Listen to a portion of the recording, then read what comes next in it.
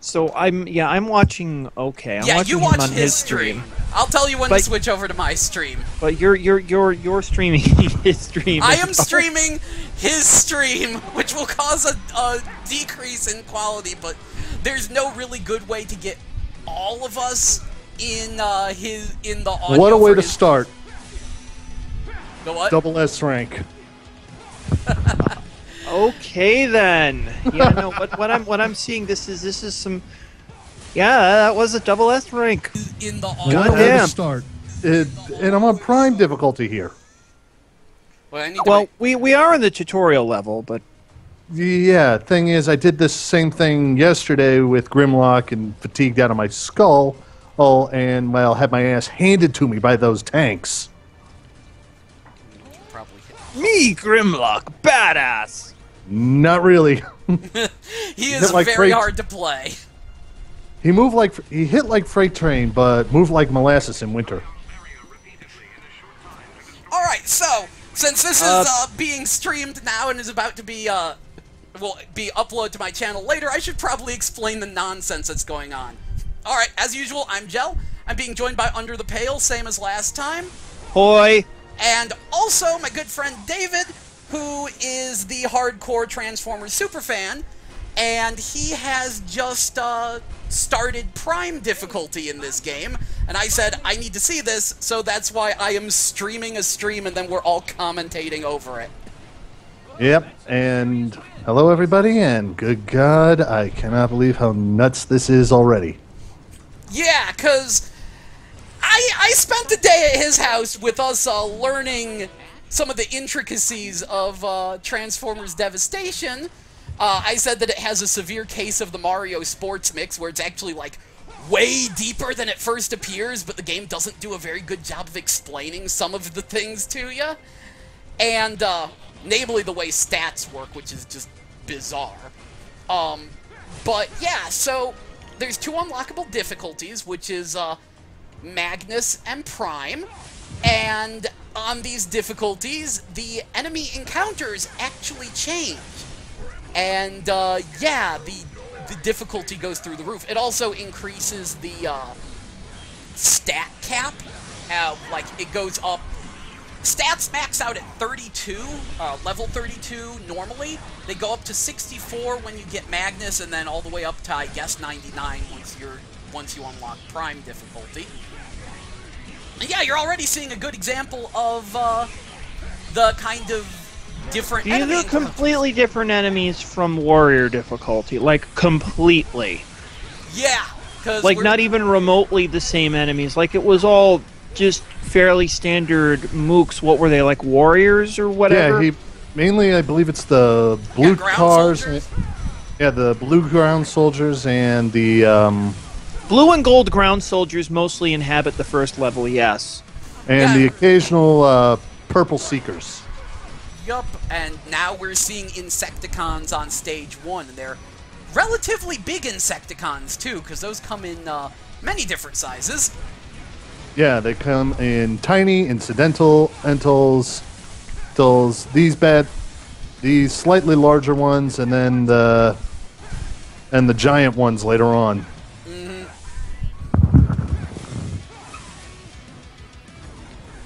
Yeah. Yeah, I'm really happy with the Insecticons, though, because I like their attack patterns. I mean, they hurt, but they're interesting, like the one that just does that lightning thing on the ground. That's really nice. Scrap there we go. I'll be honest, I like them for one reason. They have the best theme music in this entire game. Yeah. We should probably pause this. Yeah, because love item pull. Makes doing those little things very easy. Ah, so you did put that on one of your weapons. Actually, I think I've got it on a tech. Ah, that would be a much better place to put it.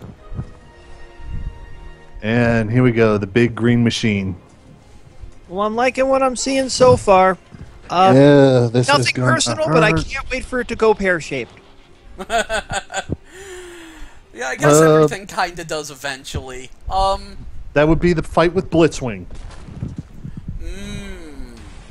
Oh, I I was usually bet Jim, in, I usually bet in early, so I didn't see Blitzwing. yeah, Blitzwing is very late in the game, but essentially nothing you do stops his attacks. Nothing. So Super what is your only hope to dodge? Yes, everything. So And- it basically turns from Metal Gear Revengeance into Toho. Okay. And Blitzwing is the triple changer, right? Yeah. Thought so. Yep, he can turn into both a plane and a tank, which is awesome. Oh my god, there went your life! Yeah, yeah, that's kind of the thing here. One hit and I'm down to 1 hit point. Yeah, that's one thing we very much realized with this game is there Magic is pixel. yeah, it has a magic pixel like system where when you get hit, if it like takes a bunch of your damage, it'll just give you 1 hit point to survive on. Because that hit probably should have killed him, but as you can see, he's got a point left. Yeah, I actually, after the stream, I actually wound up looking up the final boss, of course, with Megatron, and I was amused with how absolutely ridiculously melodramatic the final boss battle is. Yeah. I especially love the second phase of that, where Optimus the space battle. Yeah, Optimus and Megatron are in space, and they're doing the Bleach thing, where they're like standing where there is no ground. Who needs ground? They're transforming robots. They can stand wherever they want. Well, Bleach does the exact same thing with the airwalk shit that the characters do, where they can basically stand in the air. So so Optimus, Megatron are in space, and they're just kind of standing there as though there is ground, even though they're in space, because fuck logic. No, seriously, I love this game. It's amazing. Yeah, and I will say this much. I learned something I like about the final fight. If you do the first part with any character other than Prime, they throw those weapons on Prime for the final piece. Oh, that's good. Yeah, because Now that's the question I have. Even if they're weapons he couldn't normally use? the only weapons Prime can't use are character-specific weapons.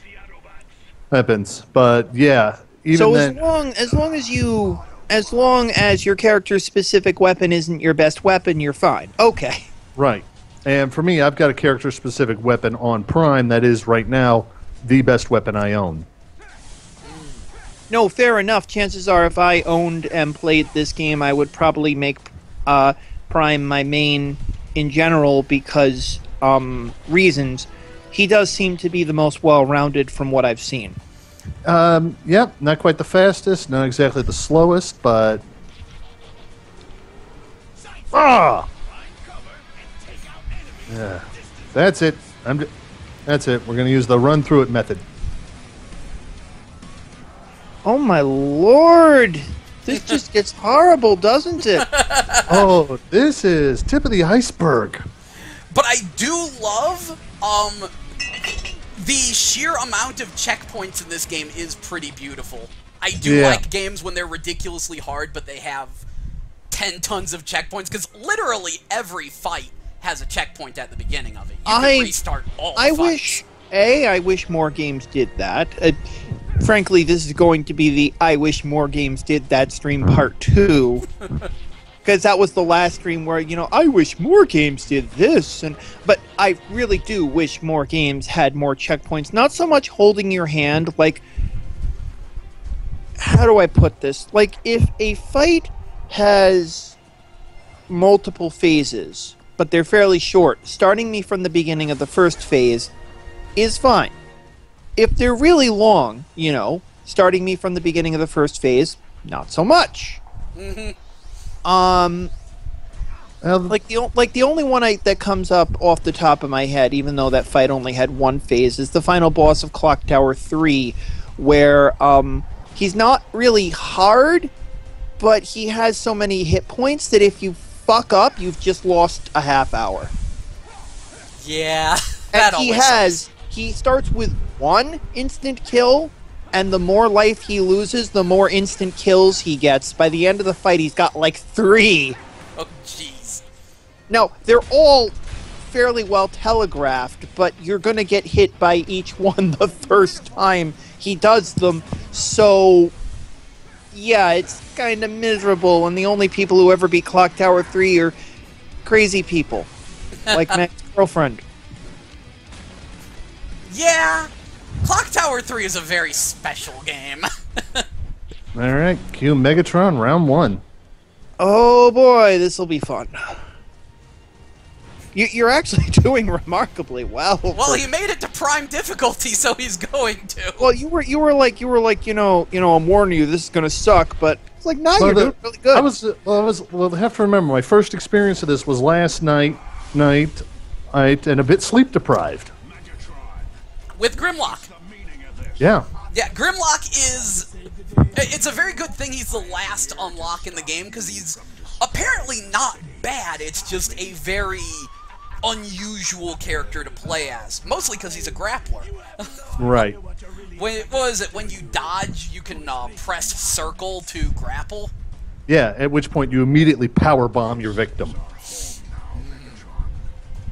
Unless you're in Dino mode, then you pick them up and sling them around. He actually worries his opponents? That's great. Holy! That's it, we're running him down.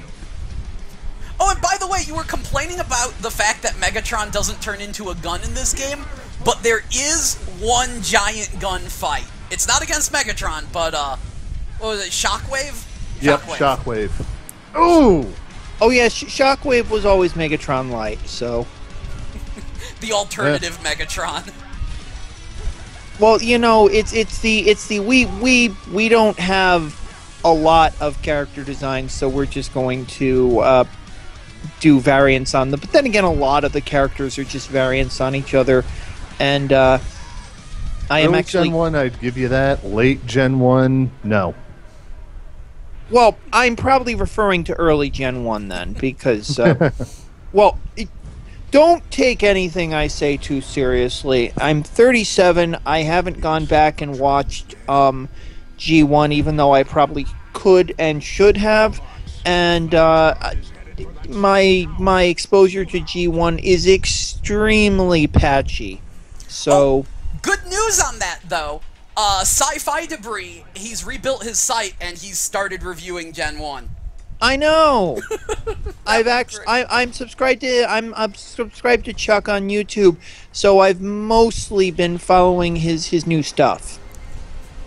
Yeah, that was good times. You might wanna. I need to link you to that because he did. He just reviewed the 3-parter opening to Transformers. And Gen that 1. was actually after he did a very in-depth look at the creation of the Transformers franchise. Yeah, mostly the toys, but yeah. Well, yeah, mostly the toys, but nevertheless, the fact that he did it anyway is just great because I learned a lot of things I did not know. Mm-hmm. All right, let's see what the hull is. Ah, yeah. Yeah, we got ourselves a arc save point thing. Good times. Good times. Because they usually throw these at you right before it gets nasty. All right, quick one. S, S, S, S, S, S, A. Do I actually have this on Prime? Yes, I do. Huh. Good times. Why did you question that? Because your haul was too good? No, because this seemed just a little too easy. Well, chances are it's because you've got tricked out characters, but I know that doesn't help too much, but it's going to help in the early game. So, well, Sideswipe's the only tricked out one I've got. All right, I need to sell off a few weapons here. Nevertheless, Sideswipe seemed to be the best of the ones Gel demonstrated, because Bumblebee's your fast one and Prime is your well-rounded one, right? Right. And then Bumblebee. I would not recommend unless you're really good at dodging. now here I am deciding because to go because Bumblebee. he's a glass cannon, but he's incredibly fast and can punish enemies if you can dodge everything. Right. Prime is nowhere near as fast as Sideswipe or Bumblebee. He hits a bit harder, but he's not quite as acrobatic either. Grimlock's just a frickin' tank, but that leaves him wide open. And Wheeljack is best at range, which for this game doesn't really do him much good. Yeah, that's the funny thing. Sideswipe and Wheeljack are very similar, except Sideswipe is melee and Wheeljack is range. And this is a game where you want to have some range, but generally be melee, as opposed to Wheeljack, which is all range, or Grimlock, which is almost all melee. Okay, I see. Yeah, kinda. Also, the further good news, yeah, there is some... Oh my god, these ground soldiers are fucking... Wow, they are not the mooks that I saw before. But anyway, were you gonna say they are. I was just seeing that. Yeah, that one was bobbing and weaving. Yeah, they're fucking the jukes. I swear, it's like these guys are not fucking around. Yeah, now here come the Insecticons. It's like the Mook Union must have renegotiated their contract. I don't know. And I am already hurting. Oh wow, this is just crazy shit. Yeah, I've been thinking about it. It's super weird, but this is the most fun I have ever had with a Platinum game. It's like, I don't want to say it's the best Platinum game, but I can't deny that I really, really have a lot of fun with it. And well, let me put it to you this way, Joe. You're gonna give the deliberately wrong answer, but what's my favorite Dreamcast game? Oh, jeez. I refuse to say 7th Cross Evolution. Well, that's the answer I wanted you to give, but frankly, any of the answers you could give, including Tech Romancer, Grandia 2, any of the games that I played extensively, even Armada, which I sadly don't own anymore, none of these games I would say are particularly good, or at least not great, but they're still fun, and even the ones that aren't necessarily fun, I still enjoy them. So I am of the mind that a game does not need to be great in order for you to enjoy it. Oh, very much so, considering the kinds of games that I like. It's just, this one's really interesting, because, like, I can tell... Okay, that was some, good driving. I can tell that this is...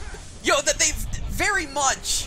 This was made in a short time frame. I really want to know the time frame, because it's like, I know the budget wasn't big, I know the amount of time they spent making this was short, but somehow they made it work. Like, technically, wouldn't you say they basically just built 2 gigantic maps and used them for the whole game? You know, the city and the spaceship?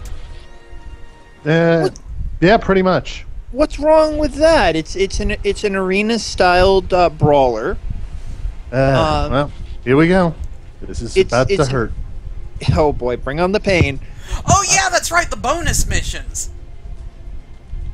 But it's an arena-styled brawler. It doesn't necessarily need anything all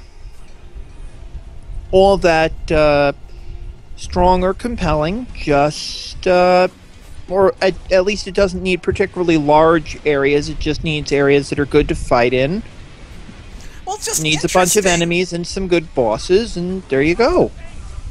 Right, yeah, it doesn't actually need a variety of environments, but somehow, even though it doesn't need them, the fact that it doesn't have them doesn't bother me in this game. Like, well, they do a good job of varying them up and making it so it, like, I don't know, like, somehow, even though there's feels bigger than it is. It feels bigger than it is, yeah, and I know later on that, like, we see the city more destroyed and there's rain and stuff, so different times of day, that was definitely a way they were able to extend their assets. It's a lot of good tricks for extending assets, and the replay value is a good example there as well. So think about it, it's like, This game literally hits every single, like, easy replay value checkmark.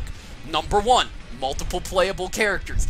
Number 2, extra difficulty levels that have, that, like, change up the enemy patterns. Number 3, the challenge mode missions. Number 4, having a level up system. And above all else, number 5, a freaking loot system. The easiest way to add replay value. On that note, when y'all said, oh yeah, the higher difficulty levels change the enemy configuration, I was not expecting that to be completely changing the enemy configuration on max difficulty, like throwing enemies at you that you would not see until later in the game on lower difficulties. And it makes sense. It makes sense, because it's like, that's why they're unlockable, so that way you can't pick this and spoil yourself. Because now that you've already beaten the game in order to get to this difficulty level, we don't have to have story logic anymore. Bam, Insecticons right now. Even though they can't put Joe, it on the stage. You see, my whole thought is that some time ago, and this is one of my, globular lamppost statements, but divergent opinion. I was gonna say globular lamppost. The fuck does that mean? Yeah, no. It was that old mimetic image that somebody on LiveJournal had. A divergent opinion, globular lamppost, and I've been calling them globular lampposts for a while now. But the whole concept is, my divergent opinion is that the game industry, basically, without any reservation, began in people's garages and basements, and I am of the mind that if it has a future, it has to go back there. Not necessarily, I would agree with that. Not necessarily returning to garages in a physical sense, but in a metaphorical sense, in that this whole concept of... Let me put it to you this way. Simply put, for over 15 years, the solution, heavy finger quotes on that, to a game design getting too expensive is to spend more money. In the last 5 or 10 years, we've seen that this is a completely disastrous approach to it, as frankly almost all of the bigs are out of the industry now. Yeah, at least Capcom is one of the only holdouts, and it's only a matter of time for them. Yeah, same thing with Sega. Both Capcom and Sega are in a weird spot. But what I'm saying is that you said it yourself. This game, Devastation, is probably the most fun you've ever had with a Platinum game, even though I'll be uncharitable for a second and say it's probably the cheapest of the Platinum games in terms of development and... Second cheapest, but yes. Okay, I forgot about Korra for a second. Yeah, Korra is basically the thing that has everyone worried. I really need to actually sit down and play Korra, but like that's the reason why people are hesitant about this one. Like, shoot, I went on the Game FAQs boards and someone outright said, "Is this a Bayonetta or a Korra?" And there were a few people who were like, It's a Coronetta. yeah, it's somewhere between. I would actually say closer to Bayonetta than Korra, but closer to Bayonetta. I would actually say it's closer to being between Revengeance and Bayonetta. And come to find out, because I decided I need to look up who the crap worked on this. The actual like producer guy was the one for Revengeance, and the music guy that wasn't from Transformers was the Bayonetta 2 one. Because, yeah, they did get the old Transformers the movie music guy to come back in to do the music, and the music is one of the best parts of this game, because... I was about to say, it is very much Transformers the movie music, which is okay, it's fine. You're going for 1980s, you might as well go whole hog. Well, they went beyond whole hog, because the craziest thing is, they decided every single enemy should get their own theme song, including the generics. Like, there should be, like, a Seeker theme song and a Ground Trooper theme song, and then the various Insecticon songs, to the point where the character model viewer is also the sound test. So even the Mooks have their own theme song? That's amazing! Yeah, so that means that every time you get into one of these fights here, it's usually playing a different song, which amusingly fixes my #1 problem with Devil May Cry. Because the thing that, well, other than some the of the fact that Devil May Cry sucks, the non-combat parts suck. The non-combat parts are Resident Evil. But, other than finding keys to open doors, my biggest issue with Devil May Cry was always the fact that it's completely silent until you get into a fight, and then it just plays the one fight song, unless it's a boss battle. Every time, the face in your eyes is so much tough. And then you beat, and the fact that it's vocal actually hurt it as well, because that made it more repetitive. It meant every time you went into a new room, every time you got into a new fight, it was, the face in your eyes is so much, the face in your, every time just restarting and restarting, it drove me nuts. It's like, this game has one song. And then here Transformers is, and they're like, yeah, no, we're gonna make sure that every single enemy grouping has their own song, and they're all amazing. Oh my god, the soundtrack to this game is stupid good. that is some great shit then. But yeah, you see, that actually brings me back to my point. What second cheapest, it doesn't matter. It didn't have Revengeance's or Bayonetta's budget, so it's cheap. Okay, Yeah, it is definitely one of the cheaper. It was very low to the games. ground, very, very inexpensively designed game, and yet it stands up as one of Platinum's better titles, at least in terms of how it looks and plays. In some ways, this simplicity helps it because it forced them to focus on making what little there is work. Mm-hmm. I have said this many times over the time I've known you, and many times really over the years. I would much rather a game that chooses to do one or two things but does them flawlessly, as opposed to a game that decides to do like 50 things but does none of them well. 100% agreed. Now, That's give me- the reason why I sometimes say I like repetitive games. Like, when I play a game, I want it to do, like, one or two things, do them well, and if I ever get bored of it, I'll just play a different game. It doesn't need to shoehorn in alternate gameplay styles to keep me interested, because when you do that, you run the risk of screwing up one of those alternate gameplay styles and getting stuck. Now, what we were saying, where you were saying that the, industry kind of needs to go back to garages. I kind of agree. Mostly, like, I don't know about garages, but I really wish we could get the middle market back. I miss the middle market so hard. It still kind of exists, but that's the thing. It's a crappy weapon. Joe, I'm a lot like you in the fact that I can really only express my opinion through hyperbolic opinion. So when I say we... What? He got an adhesive gel gun. I admit it, I'm just trying to start a conversation. But anyway, I say return to the garage because the majority of game development and a lot of the game developers, by extension, came out of the PC market in the 90s in particular.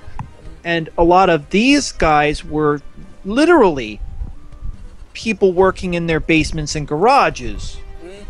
Like, literally working in their basements and garages with themselves and a handful of people. And this was a pre-internet era, so this was all shit that you could either only do in person or only through sending discs to each other or really shitty dial-up. So, like, none of this, sending 500 megabyte projects. It's like 10 megs was huge back then. So Right.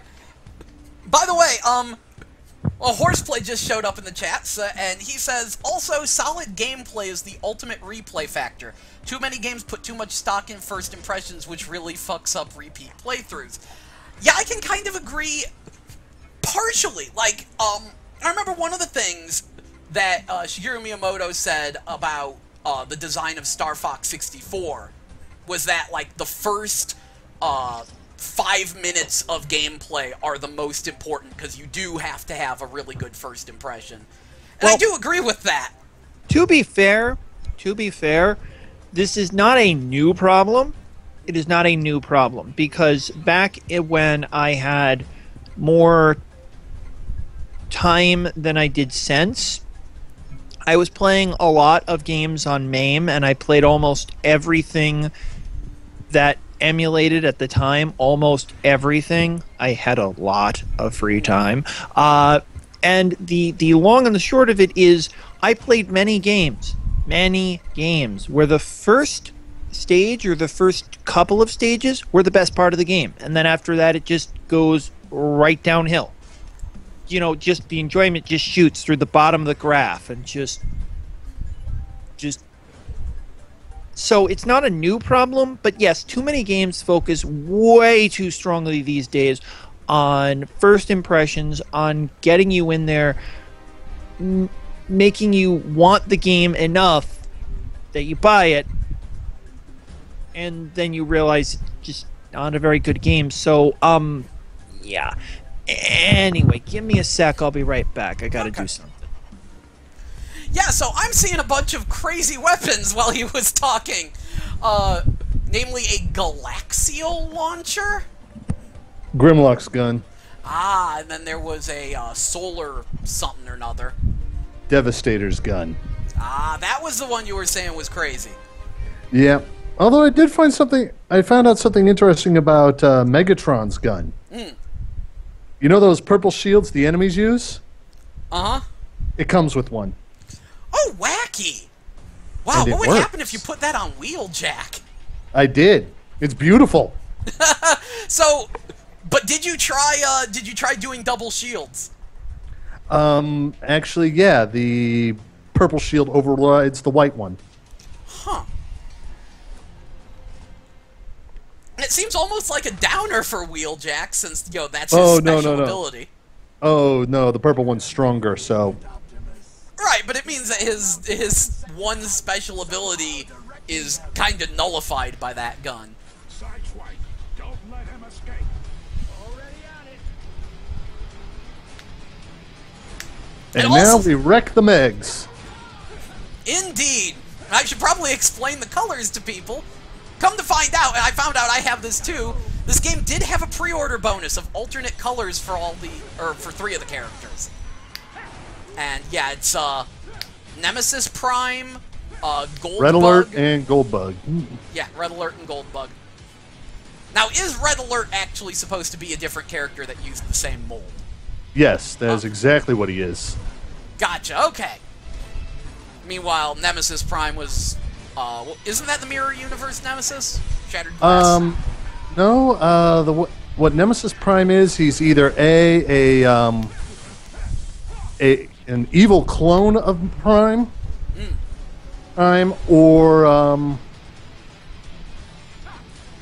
sorry, trying to concentrate try to here punch Megatron. Yeah, he's either an evil clone of Optimus or a servant of Unicron based on Optimus.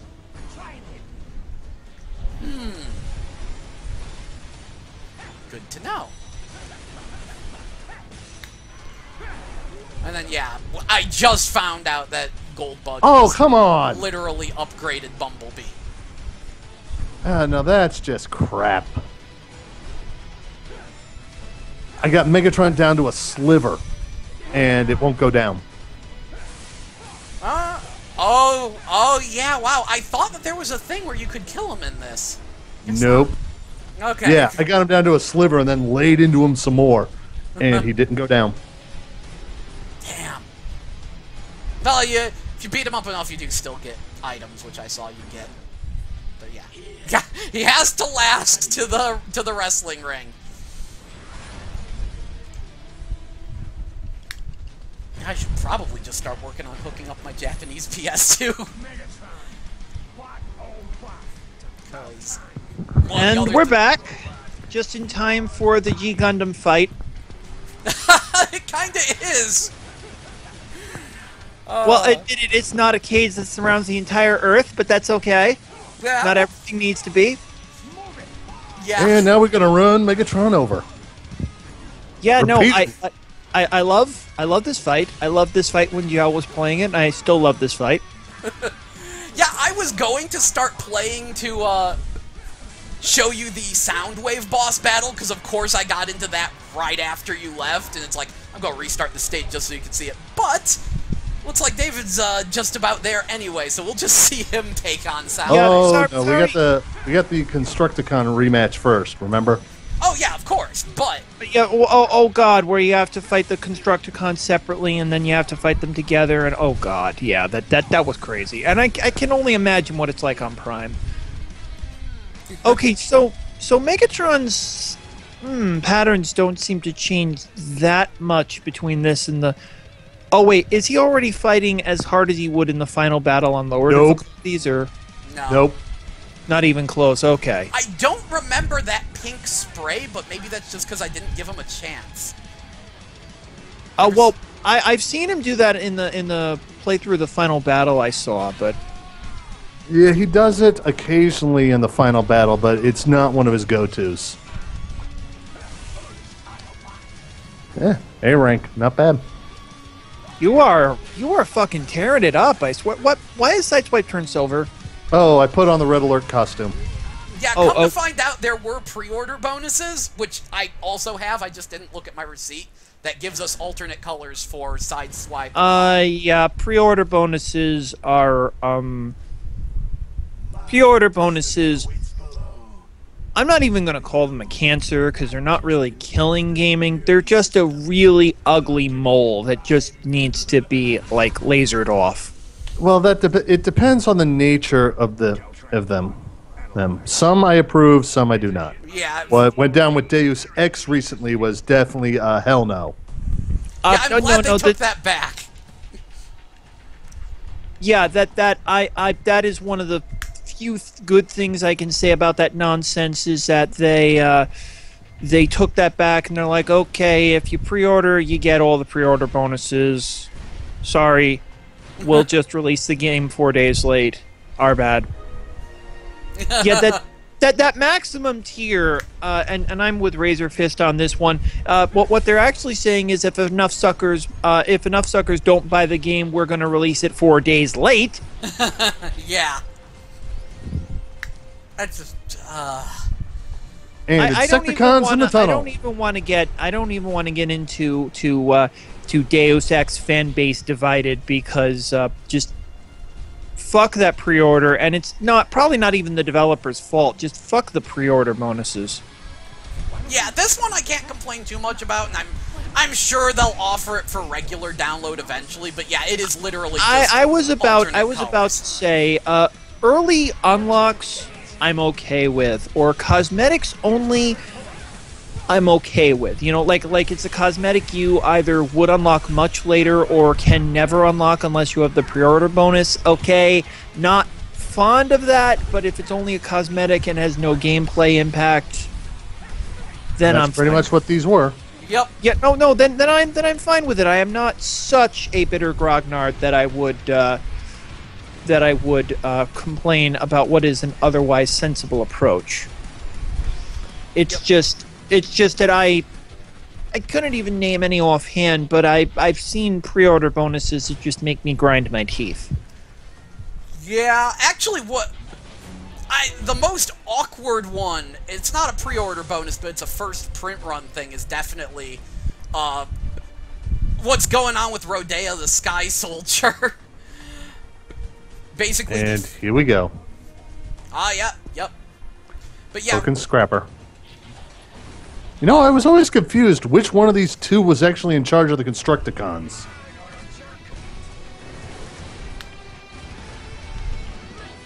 I wouldn't know. Well, it's actually Scrapper, but for years I thought it was Hook. But yeah, I would have guessed the bulldozer, but Bulldozer, that would have been Bone Crusher. no, I'm sorry. Well, so then what's Scrapper? Is he the Skid Loader. Okay, I'm sorry. I didn't know the technical terms. No, then I assumed it. I think I assumed it was Scrapper, but I don't really remember. Well, you were correct. Gee, one of my random guesses was right. Happens on occasion. But it was... Well, I guess they would kind of need a leader because they are a team, but it's just, you know, they form one being, so... Well, the reason I always thought it was Hook was he forms the head.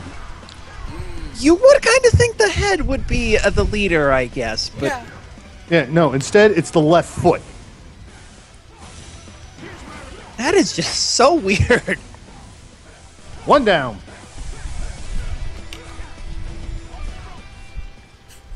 But yeah, Rodea the Sky Soldier is gonna be the most awkward thing ever. Because it was supposed to be a Wii game, but the Japanese publisher decided to drag their feet on it. So they tried to upgrade it and port it to 3DS and Wii U, and the first print run of the Wii U release is going to come with the Wii version as a free bonus. Which at first is like, okay, yeah, that's kind of cool, until you find out the Wii version is the best version of the game, and that's like, wait, so I don't get the good one unless I get the first print run. That's awkward. I would just respond to that by not buying Rodeo the Sky Soldier. Yeah. But, actually on a topic we were on earlier, you were talking about how AAA games, you know, they're too expensive and it's hurting the industry, which it very much is, and one of the signs of that is the fact that both David and someone else, and like I think a few other people, have been asking me what upcoming games there are to be excited about, because it really looks like nothing's coming out. And I was like, oh no, there's tons coming out. So I finally sat down and made a list of the games that are coming out, and okay, I found plenty of stuff, but there really isn't anything coming out. This is like the sparsest Christmas season I've ever seen in gaming. Which is funny, because you might remember Razor Fist's video about how... Holiday 2015 is going to justify your purchase of the overpriced doorstops. Yes, I remember. Yup, and actually this is the real punchline when I made this list, and I think this is gonna break everyone's brain. I did actually find more Wii U games that are coming out, even though Star Fox is delayed, that I'm interested in for the holiday season than I did things on any other console. And this is actually going to be the basis of the next Medable, because a lot of people have been asking this, and I keep forgetting that there's things coming out, so I had to make this list. Well, Joe, tell the audience what the last console I bought was. Oh, last console you bought was PS2. Yeah, oh wait, correct. no, DS. Well, I don't count handhelds as consoles necessarily, but yes, the last one I purchased was DS, and because the shoulder buttons kept breaking, I ultimately owned 3. But Yeah. and between that and the fact that from like 2010 on through about 2013, I was using a flash card, an Ace Card 2i, I believe. I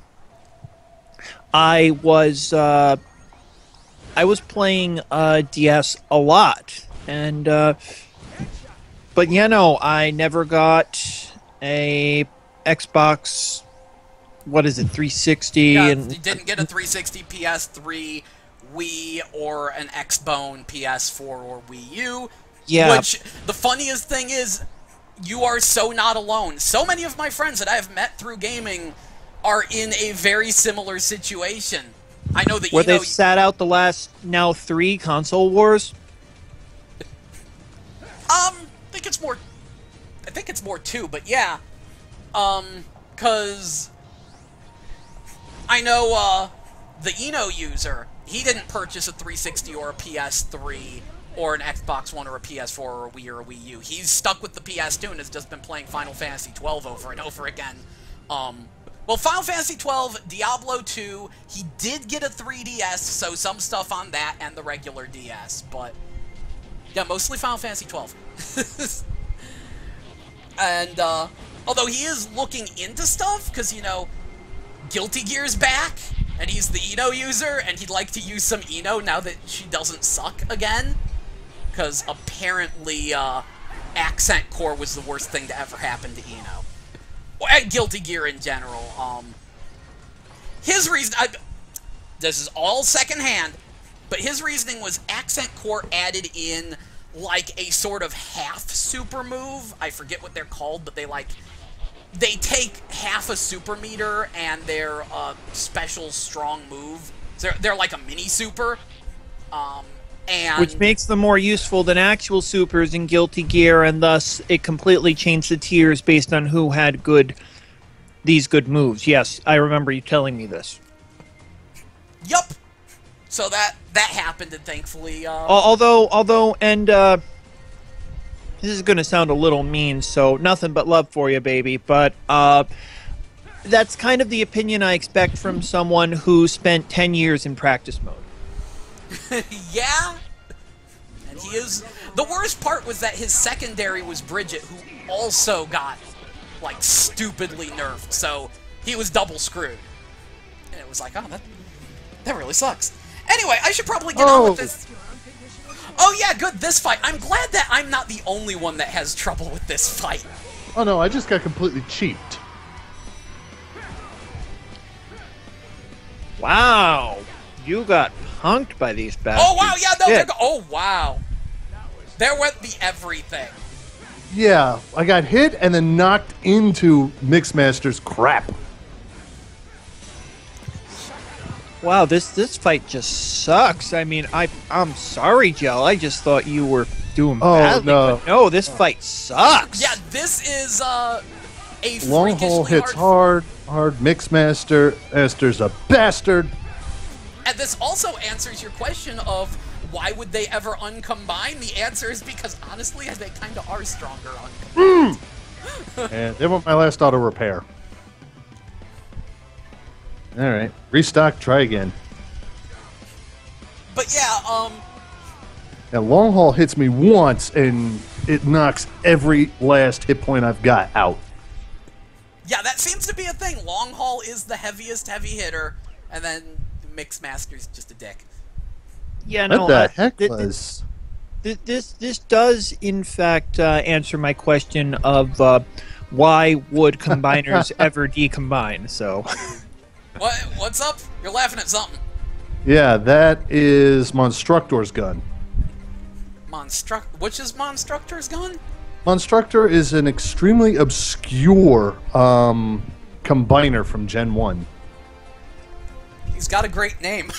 I am totally on board with anything called Monstructor! That's the kind of thing you'd only hear in the 80s. Well, the thing is, he's like from the early 90s, actually. Well, yeah, early 90s is still the early 80s. 90s designs were still heavily influenced by the late 80s, so... True. I'll allow it, but no. I'm Googling him now. I need to see this Monstructor. Yeah, he's one of the rare 6-unit combiners, too. 6 unit.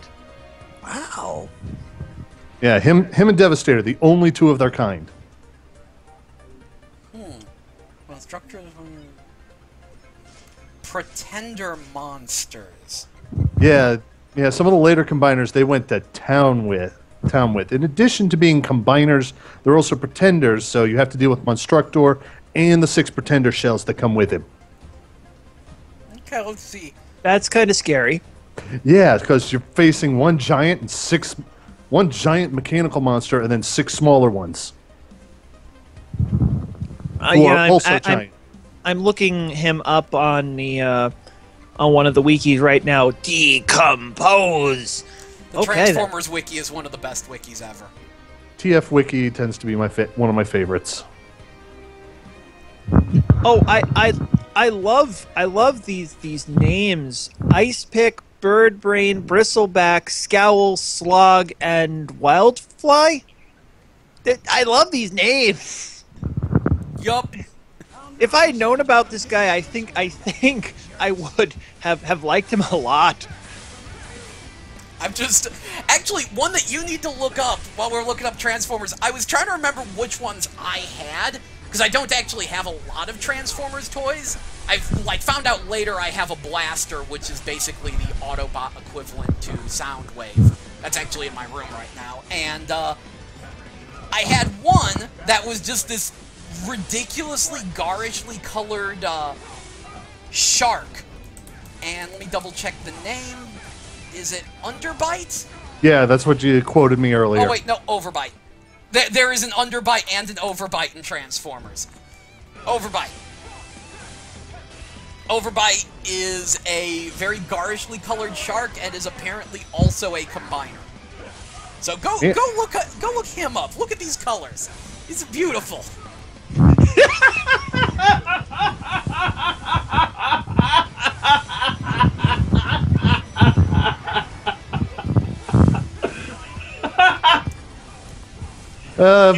Excuse me, I that was actually me holding the microphone about 3 feet away from my head because I knew I was going to laugh and I didn't want to. I probably still deafened your audience and I'm sorry. Nah, it's fine. Oh my god. And you know, I can't even tell you what those colors are. It's Shrug, offset by Shrug, and Shrug. My color blindness is off the charts right now. Yeah, it's kind of a seafoam green, pink and purple. Yeah, kind of hard to... Yeah, you really want to look funny. Look up the leader of that squad and read his backstory, and then think about the color scheme. It's really hard to take him seriously. Yeah, they formed together to make Piranhacon, and so I guess the leader would be Nautilator? Snaptrap.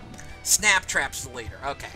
Oh, I see they're listed in alphabetical. Oh my god, he's even more fabulous.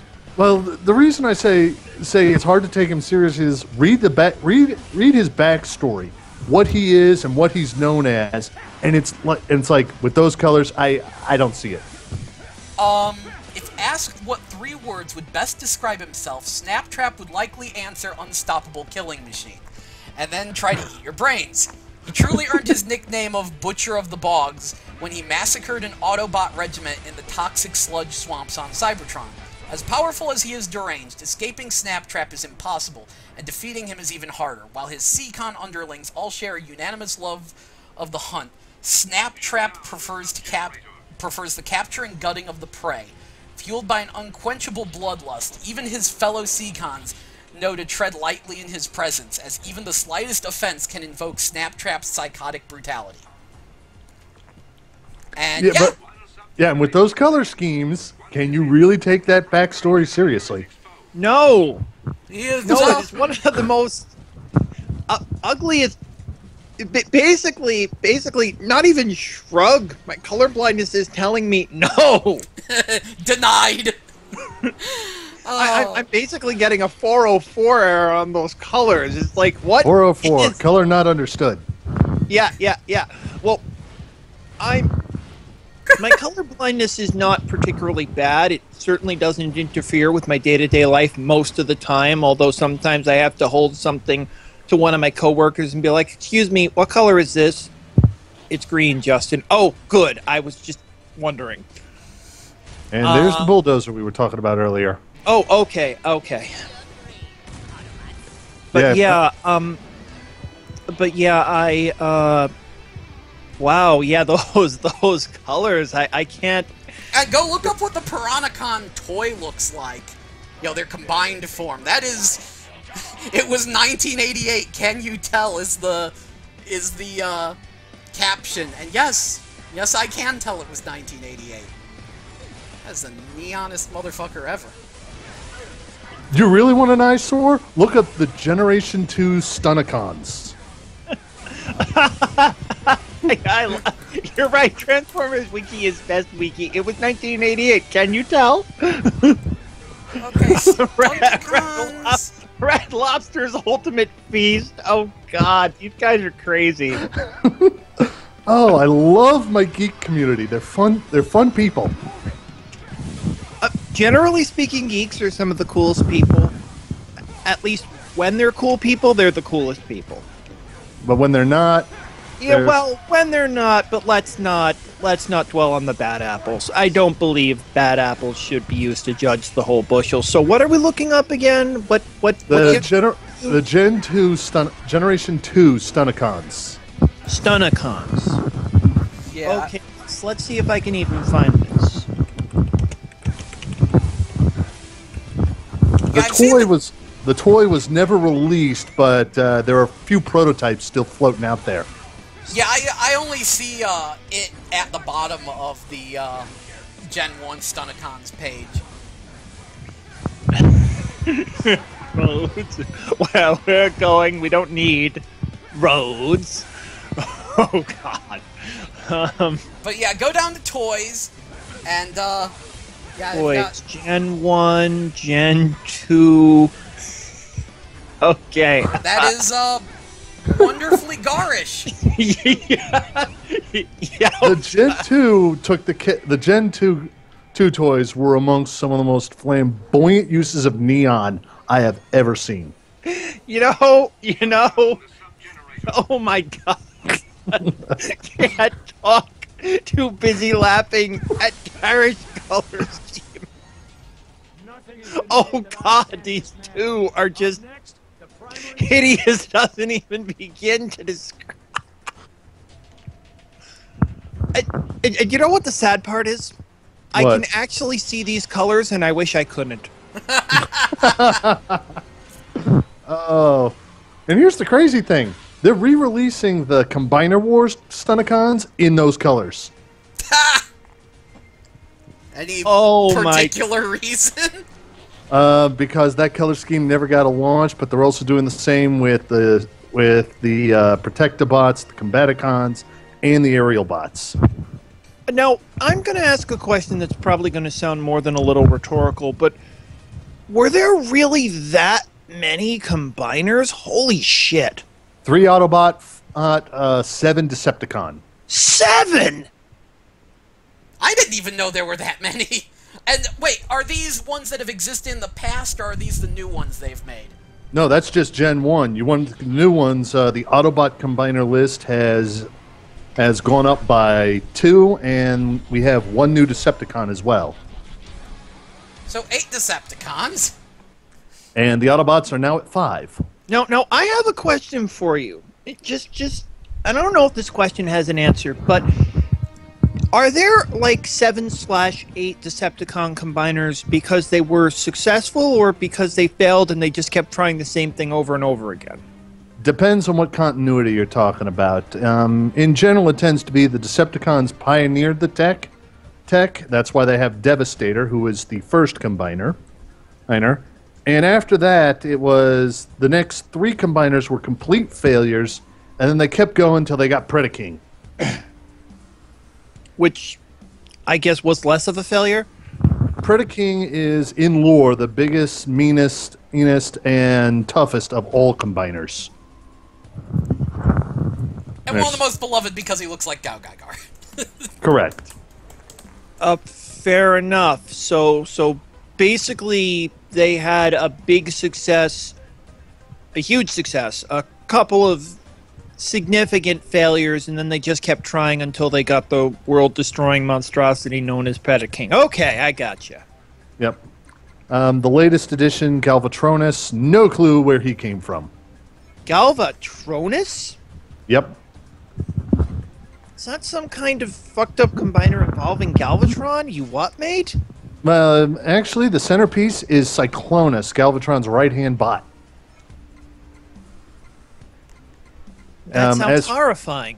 As for the limbs, it's whatever combiner-capable individual he can mind control all at that time. So, yeah, he could basically combine from anybody, Autobot or Decepticon. He will enslave them all. You know, this is a rhetorical question, although it probably has an answer, but why is Megatron still the leader of the Decepticons? Almost Well, anyone that he's ever had on his payroll could be better at running the Decepticons than him, I swear. Well, in the comic continuity, he's not. Yeah, he He's he an went Autobot. Autobot now. Oh God, who's making the comics again? IDW. Oh yeah, no, that explains everything. It actually is. It's actually pretty damn good. You explain why he went Autobot, because that's actually pretty interesting to me. All right, he went Autobot during an event called Dark Cybertron, where Shockwave basically decided he was going to destroy everything. Not just the Autobots, not just the Decepticons, not just Cybertron. Everything. Can I butt in here? I just okay. I've realized something with Shockwave. Like you were saying, he's kind of the alternative Megatron, and I noticed that he was the main villain of Transformers Tatakai, which hopefully I'll play in a minute. He's the one that was left on Cybertron in the original Gen 1 cartoon. He shows up here, still on Cybertron, and basically seeming like a mad scientist, and once again, he winds up... He is the other guy. He is the guy that, if the Autobots and Decepticons ever needed to work together, it would be because of him, wouldn't it? Yep. Okay, every time. Just making sure. So go on, so he's blowing shit up. And during this, he decides that the space bridge he installed in Megatron, he's going to use as a doormat for his supposed master. Megatron doesn't take kindly to this, as Autobots and Decepticons team up against Shockwave. They rescue Megatron. Yeah, I know, weird. Only to have Galvatron torn in two by Galvatron, who are separate entities in this continuity. Getting away from that conflict, though, Megatron is now forced to rely on, of all Transformers, of all possible Transformers, he has to rely on Bumblebee to cover his ass. That must be mortifying for him. Well, what happens is he gets into a conversation with Bumblebee literally about doctrines and and their respective views on the war. And what he comes to realize is what he set out to become as leader of the Decepticons, the Autobots have actually become. So, and at this point he's thinking, when this war is over, when this conflict is over, the war is over, and I'm going to be looking at changing the direction of the Decepticons. But as he digs in and fights at Shockwave, he comes to a horrible realization that this sickness, this corruption, is so deeply rooted, he cannot get it out. And the only way he's going to do anything to fix it is he's going to have to side with the one group that has literally become what he wanted in the first place. And off of Bumblebee's corpse, he tears Bumblebee's insignia and slaps it on over his own Deceptibrand. Yeah, didn't you say Bumblebee getting killed was one of the things that caused him to turn? Yeah, He forged a friendship with Bumblebee? And Shockwave blew Bumblebee wide open from out of nowhere. I just have to go back and read these for myself. That's really the only solution. I will definitely recommend that.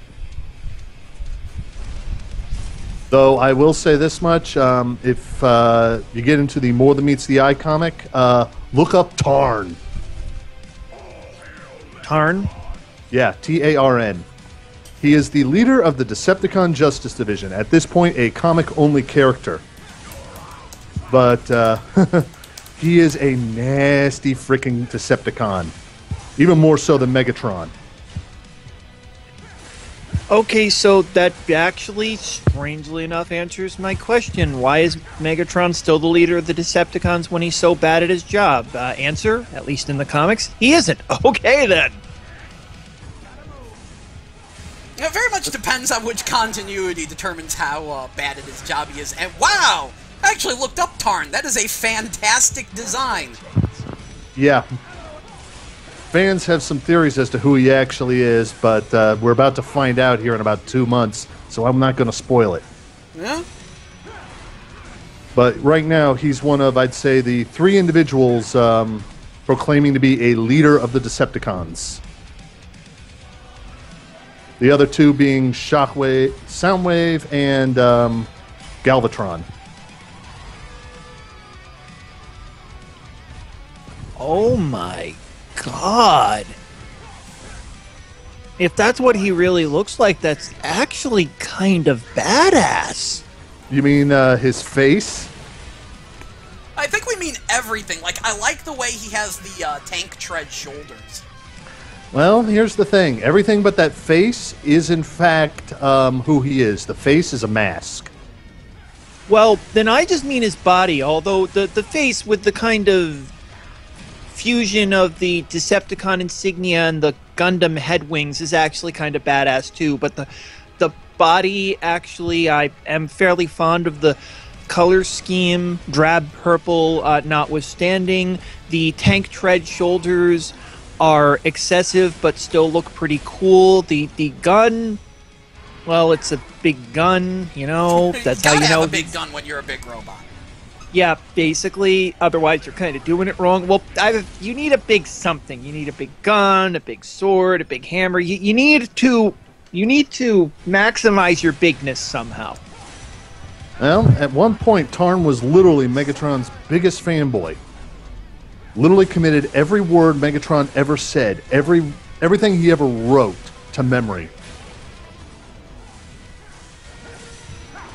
Okay, then.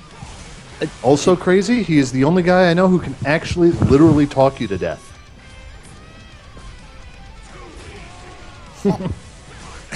Literally talk you to... Yeah. His first appearance there, what his little group is in charge of is they hunt down traitors to the Decepticons, and that is an extremely broad definition, by the way. Okay? And then they make them die. Painfully, horribly, in as drawn out a way as possible. And if possible, leave witnesses. Leave witnesses. Yeah, either leave witnesses or broadcast the execution. One of the two. So basically just full-on psychological warfare where they make the price of Treason. opposition, the price of opposition far too great for anyone to consider, making this absolutely perfect and unbreakable culture of fear. That's terrifying. Yeah. To give you an idea, when they were introduced, they were tearing apart what is called a Phase Sixer, which was a group of Megatron's elite killing machines who were quite literally single-bot war machines who could level entire planets. And they're just fucking tearing these guys apart, right? Yeah, they're on day 3 of this guy's execution. He's been strapped into one of the other members of the team who's been running a couple billion volts through him every hour for the last 6 hours. Yeah, Well, it really depends on how many amps they're pumping into him, although volts, not pleasant, I'm sure. But geez, that's wow. This sounds really dark, dude. Oh, it is. That's what Transformers does. You see, No, that's what IDW does, which is why I've been avoiding their stuff. well, It works, though. Yeah, IDW and also High Moon Studios Transformers games were like that. Yeah. One of the things that people realized with Transformers is that all of the censors and people who are really concerned about violence don't view the Transformers as being alive. They're like, oh, they're just robots. And for some reason, that gives them complete free reign to do utterly horrifying things to Transformers. And horrifying things are horrifying. Yeah, that's always been the case, though, for over 20 years. Good That's point, 'cause always that's been the how case. that's how the movie was. They, Yeah, no, for almost 40 years that's been the case, but certainly for the better part of the last 30, as long as the characters are demonstrably non-human in design and physiology, it doesn't matter how human they are in personality. because you can be horrible to them. yeah, because it's basically as long as they don't bleed, it's okay. So And you're fighting 3 hammer bots, in case you want to get back to the stream. yeah, no. Well, the stream is basically speaking for itself. He is kicking ass, and he is fighting giant, huge robots with hammers. Do those what are those things called? Those are the ground soldier tanks. Tanks. Okay. You mentioned tanks earlier, and I was wondering what they look like, and they look like giant ground soldiers with fucking huge hammers. Okay. Which, by the way, you were mentioning that you could actually list which Decepticons the various mooks are based on. Which Yep. ones would you say these guys are based on? The tanks actually don't really have anybody they're based on, but I'd say they're taking cues from Megatron, Bludgeon, and Brawl. Probably most notably Bludgeon and Brawl. Yeah. The Seeker Mooks are primarily taking cues from Dirge, Ramjet, and Thrust.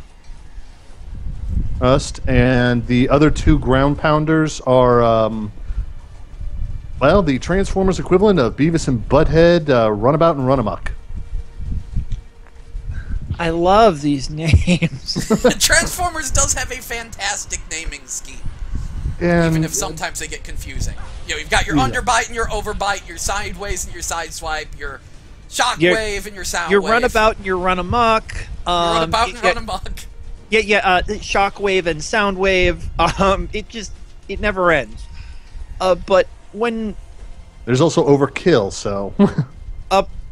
overbite and overkill. Okay, yeah, no, I can. God,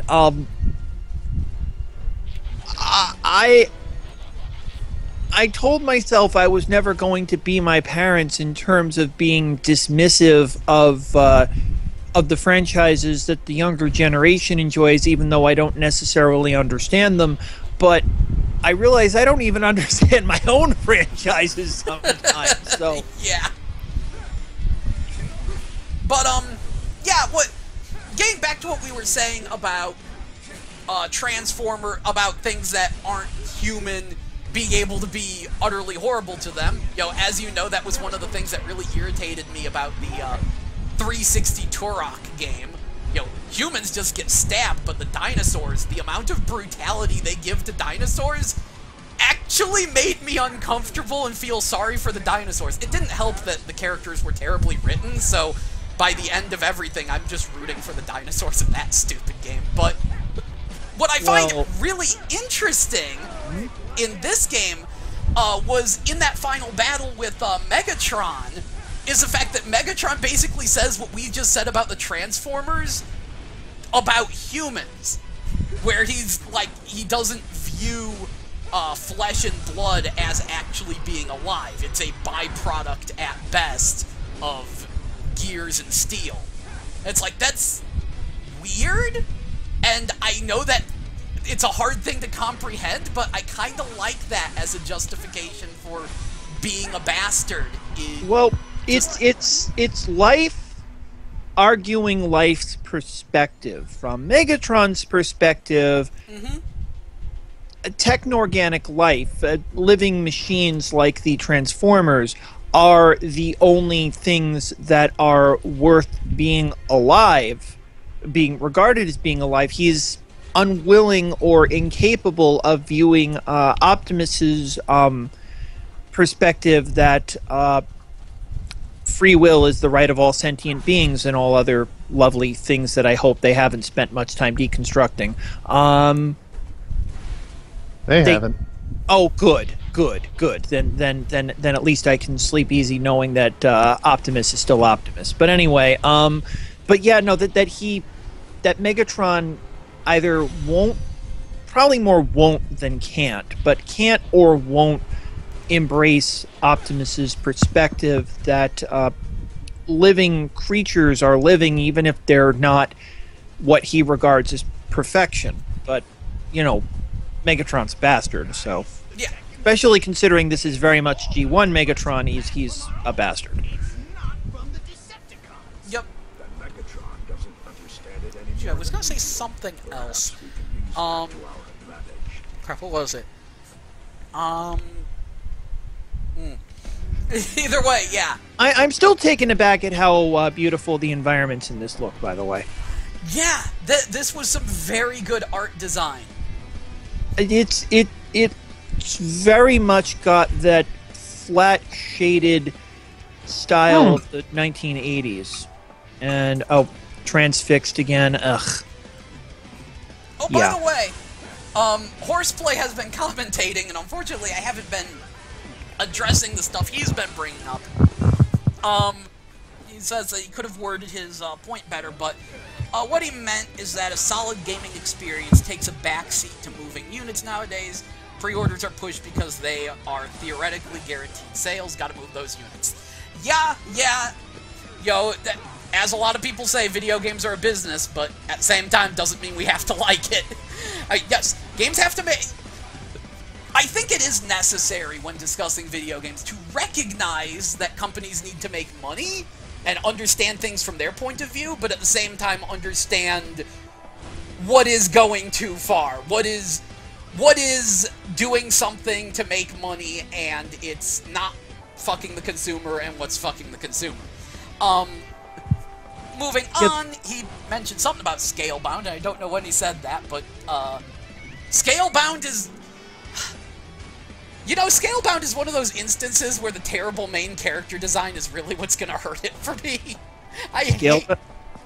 It's Platinum's Xbox One exclusive game. It's supposed to be a free-roaming open-world action RPG where you play a guy with headphones who can, like, talk to and communicate with dragons and command them, which seems neat, except that the main character looks a lot like DMC Dante, and except somehow slightly worse.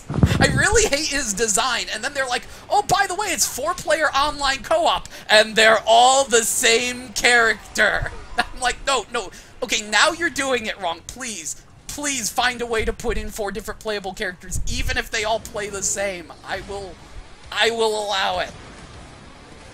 But Hey. yeah, no. I am, and never will, I am not denying, and I never will, the right and necessity of companies to make money. However, Oh, fuck. there comes a point at which Insecticons just decide that you need to die, but that's Yeah. not what I'm saying. Oh, these are the big ones, too. Yeah. But there also comes a time at which your policies are outstripping good taste, where you are not simply making money, but you're making Sorry, money what's at the expense of the consumer. And that, honestly speaking, is unacceptable, which leads me to B. People are like, well, you know, very dismissively, well, if you don't like it, then just don't buy it. Well, guess what? More and more people are doing just that. I haven't bought a new console in 15 years unless you count the DS, and then it's simply been more like 5. But even then, that's an entire console generation I've been sitting out, if not actually closer to 3. So, and you said, Jell, that more and more people have done the exact same thing, where Yup. they bought one or none of the recent consoles. Yup. Welcome. And also, Horseplay chimes in with, is money worth discarding the consumer's trust? AAA says, hell yes! Yes, AAA says hell yes indeed, Horseplay, and that is why AAA gaming is basically on the ropes lately, and it's only a matter of time before that nice little gust of wind is going to come through their house and just send their house of cards crashing right down. Because it is a house of cards. Pre-orders and hype and the AAA tat machine are the mortar that is holding this House of Usher together, and sooner or later is going to give way, it will collapse, and people like me who basically think that we've needed a crash for the better part of the last 15 years, honestly speaking, I'm going to break out the bubbly. Yeah, that's the funny thing. Most people agree. Video games need to crash, which doesn't mean, destroy all games, but the industry kind of needs to be We got to rebuilt kill from off the ground. diseased companies. That's what we got to do. It's exactly like in the early 80s with the Atari crash, the great video game crash, as people call it. And there's a lot of mythology and misunderstandings that circle around that, mostly because from one of the darkest phases in gaming came one of the best phases of gaming, where Nintendo swept in, and for as much as their policies were very much not so much anti-consumer, although they occasionally were, but rather anti-distributor. See, that's the difference between then and now. Developers and such were anti-distributor but pro-consumer, but here they are pro-distributor but anti-consumer, and it's hurting them a lot. And hold on a second, my phone's ringing again. Okay. Get Should I back hold soon. off? Should I hold off on the sound wave? Hold off on the Soundwave. He's got to see Soundwave in all of his monotone glory. Yeah, although we won't be able to hear it, I love that Soundwave fight, even though I won way too easy. Which I realized part of that was because I left the bird thing alive.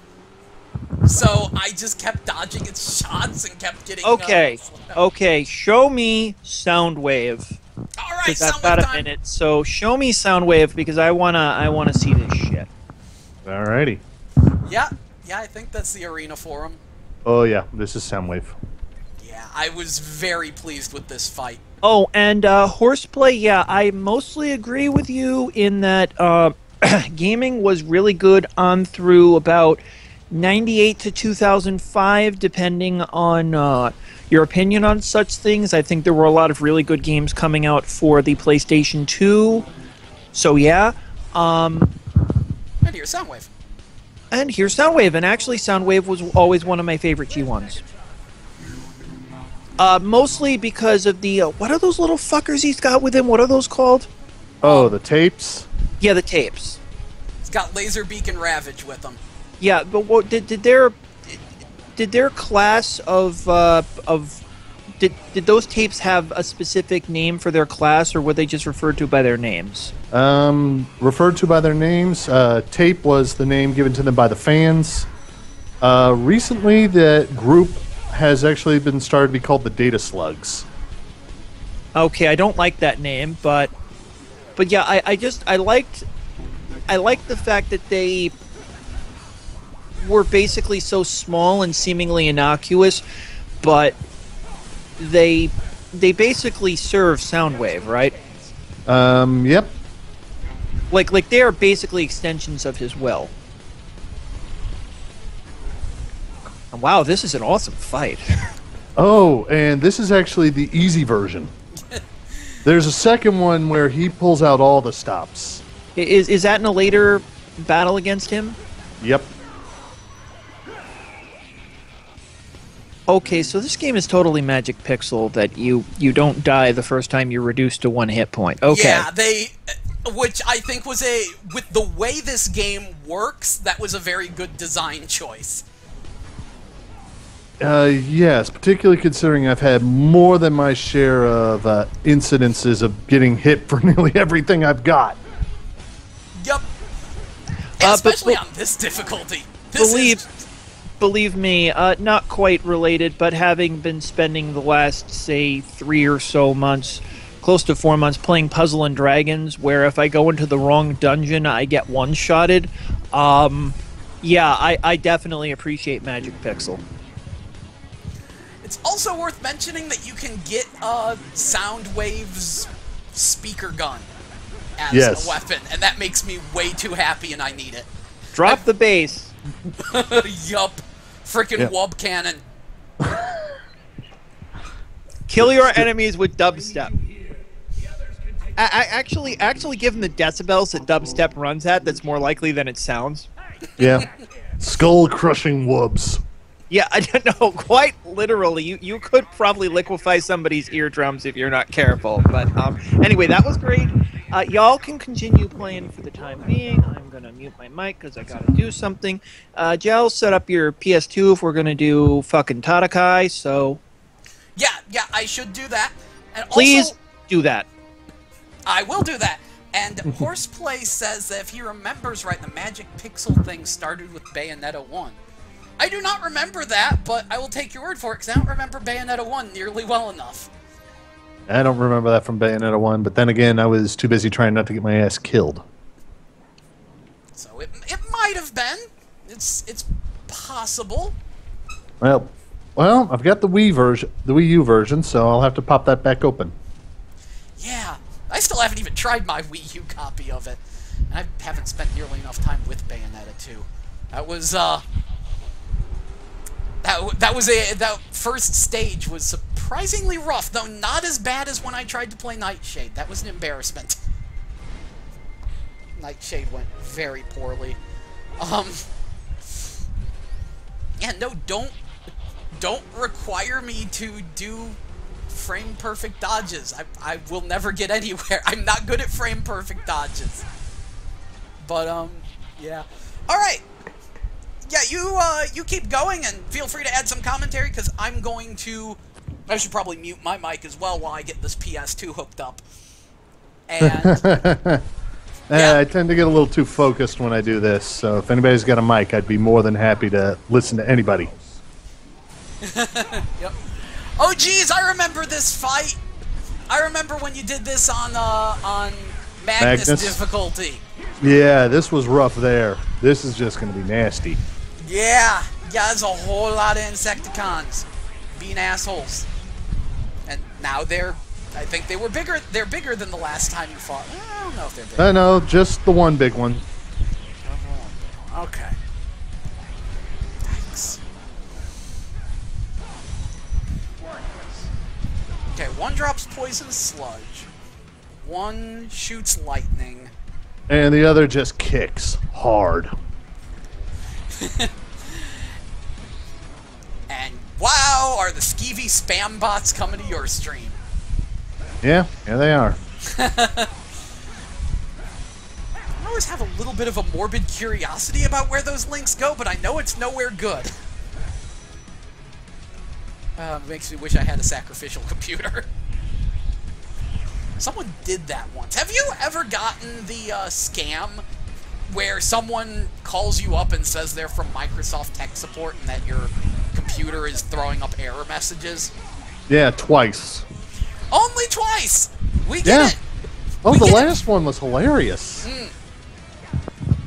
Well, the last time my computer was actually in pieces on the floor when it happened. So my response was, "That's incredible! Tell me, how the hell do you know my computer's not working when it's in pieces on my floor?" And he hung up. Actually, I've got one that's almost as good as that. I haven't gotten those phone calls because for the most part we ignore it if it doesn't come through as an actual number. But my friend, oh my God, he's gotten those calls more than once because he always picks up the phone because I don't know, he does. And he got that, and his response was, "I'm sorry, we use Unix." And they were like, they apologized and hung up. Well, at least they apologized that time. Because, yeah, I did a Google search trying to figure out what was up with that. And someone did set up a sacrificial computer to experiment with that on. The next time they got one of those calls. And it was very weird because, they asked for them to, give control of the computer over to them so they could fix things. And then they started demanding money, and then when the guy was like, "No, I'm not giving you any money," they tried to just delete everything on his computer. They literally tried to ransom his computer. And it's like, that is fucked up. It's a good thing it was a sacrificial computer made specifically to do that. I think it was a virtual machine on a sacrificial computer at that, but So Yeah. he just set up a sandbox for the purpose of. You knew somebody was going to do that. In fact, if I knew how, I would probably do that. But Yeah. It's recorded somewhere. I think it's on YouTube. Oh, scams they're easy to see through nowadays. Yes, indeed. Okay, now that you're back, let's get that PS2 hooked up while I mute this mic. Back in a minute. You can go say words. oh yeah, and I'm not. Just in case somebody goes through this and tries to find things that I've said, not that I think they will, but I'm not saying that they haven't made good games, because there have been a lot of good games, and I've even played a few of them, when I've had exposure to other people's systems and stuff. No, there have been a lot of good games. It's just the focus has not been on making good games. The focus has been on moving units, and these unfortunately have become two different pursuits. These have unfortunately become two different pursuits Holy where we're no longer simply, wow, those things move fast, holy shit, where we're no longer and they take off 90% of your life with a single blow. Oh my god, this game. Oh no, that wasn't one blow. That was 3 in very rapid succession. Oh, okay. Well, still, that's still kind of bullshit. And normally he doesn't do it that quickly. Okay, well, I'm not saying that there haven't been good games, just that the focus has been less on making good games and more on moving units, which is in and of itself a problem. And yeah, the corruption, the cancer is very deep, and it needs to be dug out. And only through a complete restructuring of the industry will that even be remotely possible. A lot of the bigs have to just be gone. Like Ubisoft and EA, and to a greater or lesser extent Take-Two and Eidos, if they're still around. A lot of these basically need to just be gone. Eidos was bought up by Squeenix. Okay, good. Well, Squeenix, I don't know what to make of Squeenix anymore. They also own Taito, so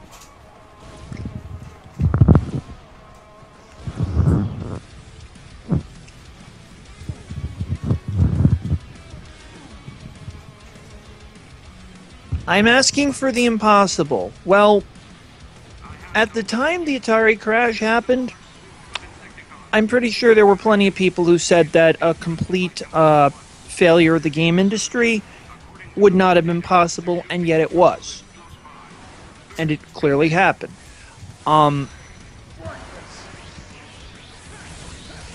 It will be possible if the structure of the industry changes so much so that people stop playing their games, or at the very least that these people are put to a point where they don't have as much influence. They don't necessarily have to go away, but their influence must be reduced. Of course, that's without getting into my opinions on things like Steam, so there's just a lot of problems, and I don't know if there's anyone that can solve them. I'm not even the one to solve them. I'm just a viewer with an opinion. Yeah, plenty of those. And you know what they say? Everyone's got an opinion. Yeah, opinions are like assholes. Everyone's got them, and they all stink.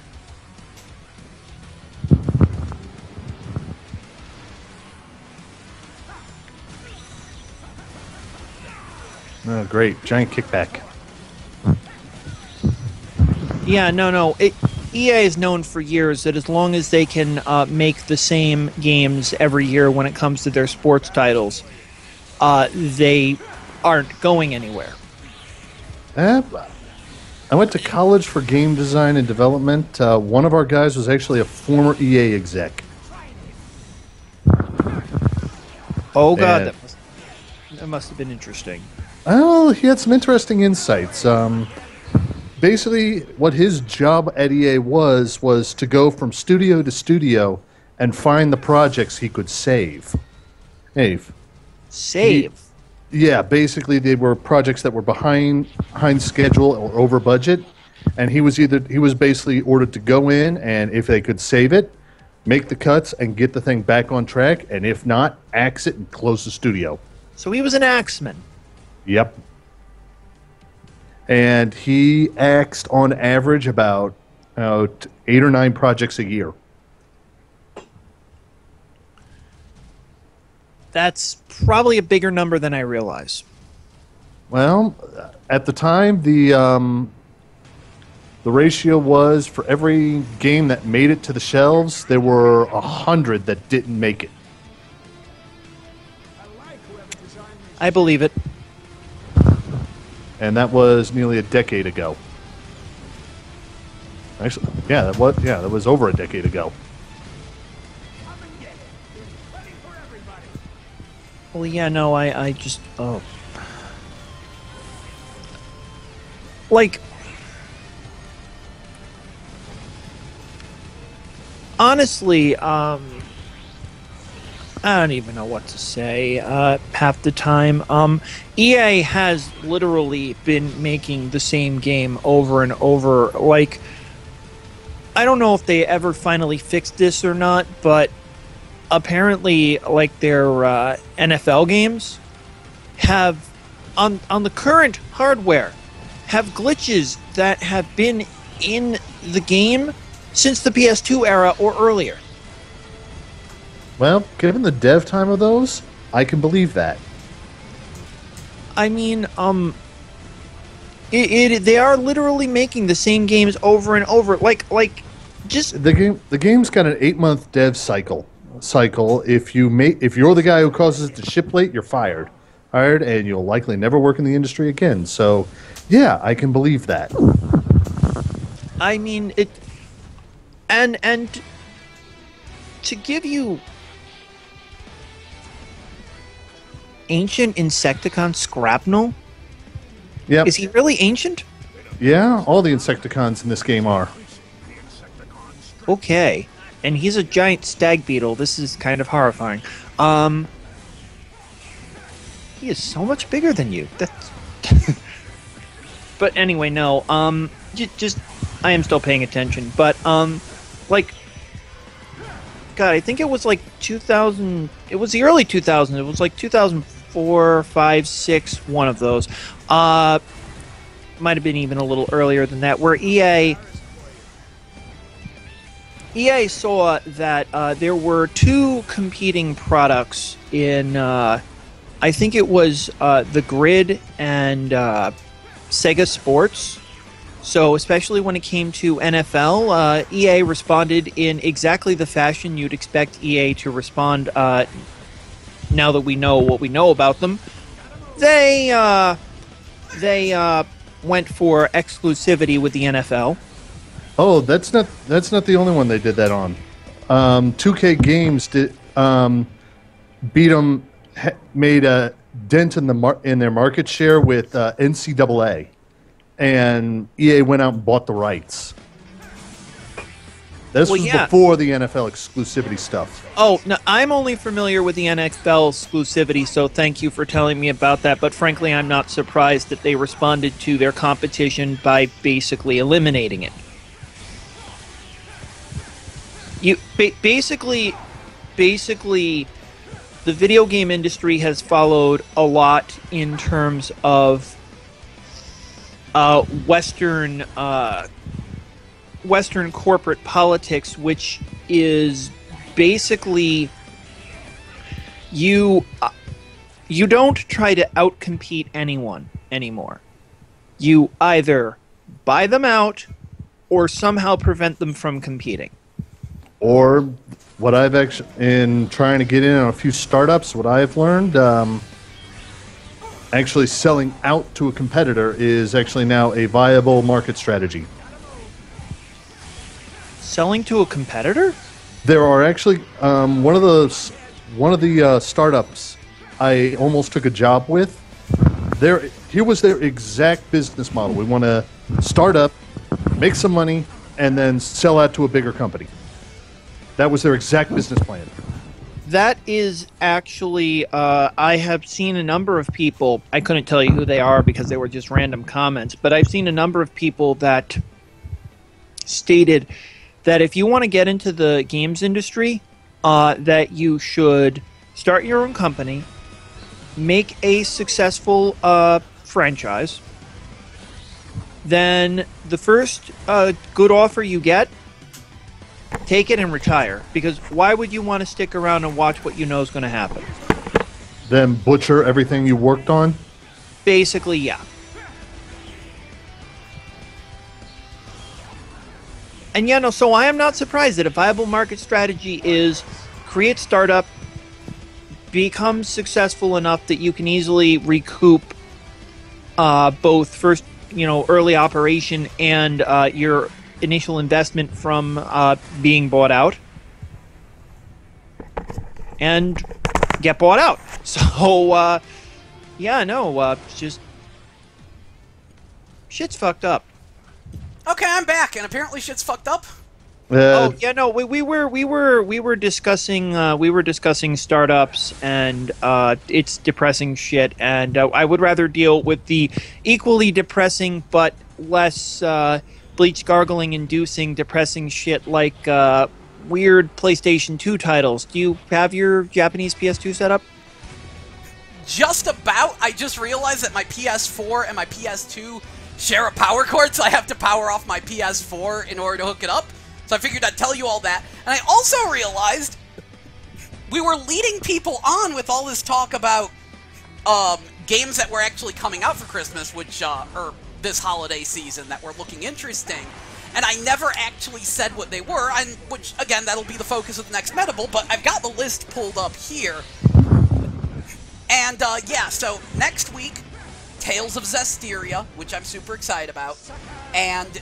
It's zesty! Oh. Anyway, go on. That is actually why it's named that. Yeah, I know, and I hate it. Go on. I love it.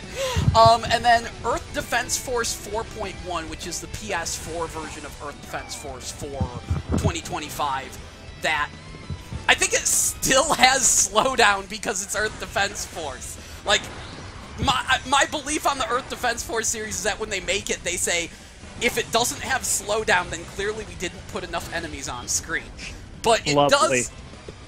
It should run smoother, certainly better than the PS3 release. And they did add in a bunch of new content. The most noteworthy is that they brought back friggin' Godzilla, and they also introduced a giant robot that you can pilot. And that looks pretty incredible. Like, basically they brought back the Mega Knights from Robot Alchemic Drive, so it's come full circle.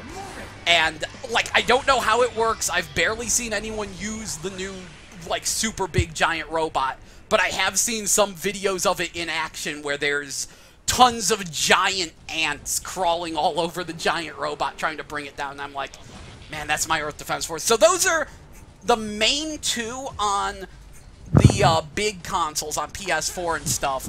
I do have an interest in Fallout 4 just because it looks good and Fallout's a nice concept, and it should work better than Skyrim due to the fact that it is all guns, so it being kind of a first-person shooter RPG should work better. I'm kind of interested in Fallout 4, and I'm going to give the new, this year's wrestling game a chance, because I always rent the new wrestling games waiting for the day when they become like Rumble Roses, but with custom characters.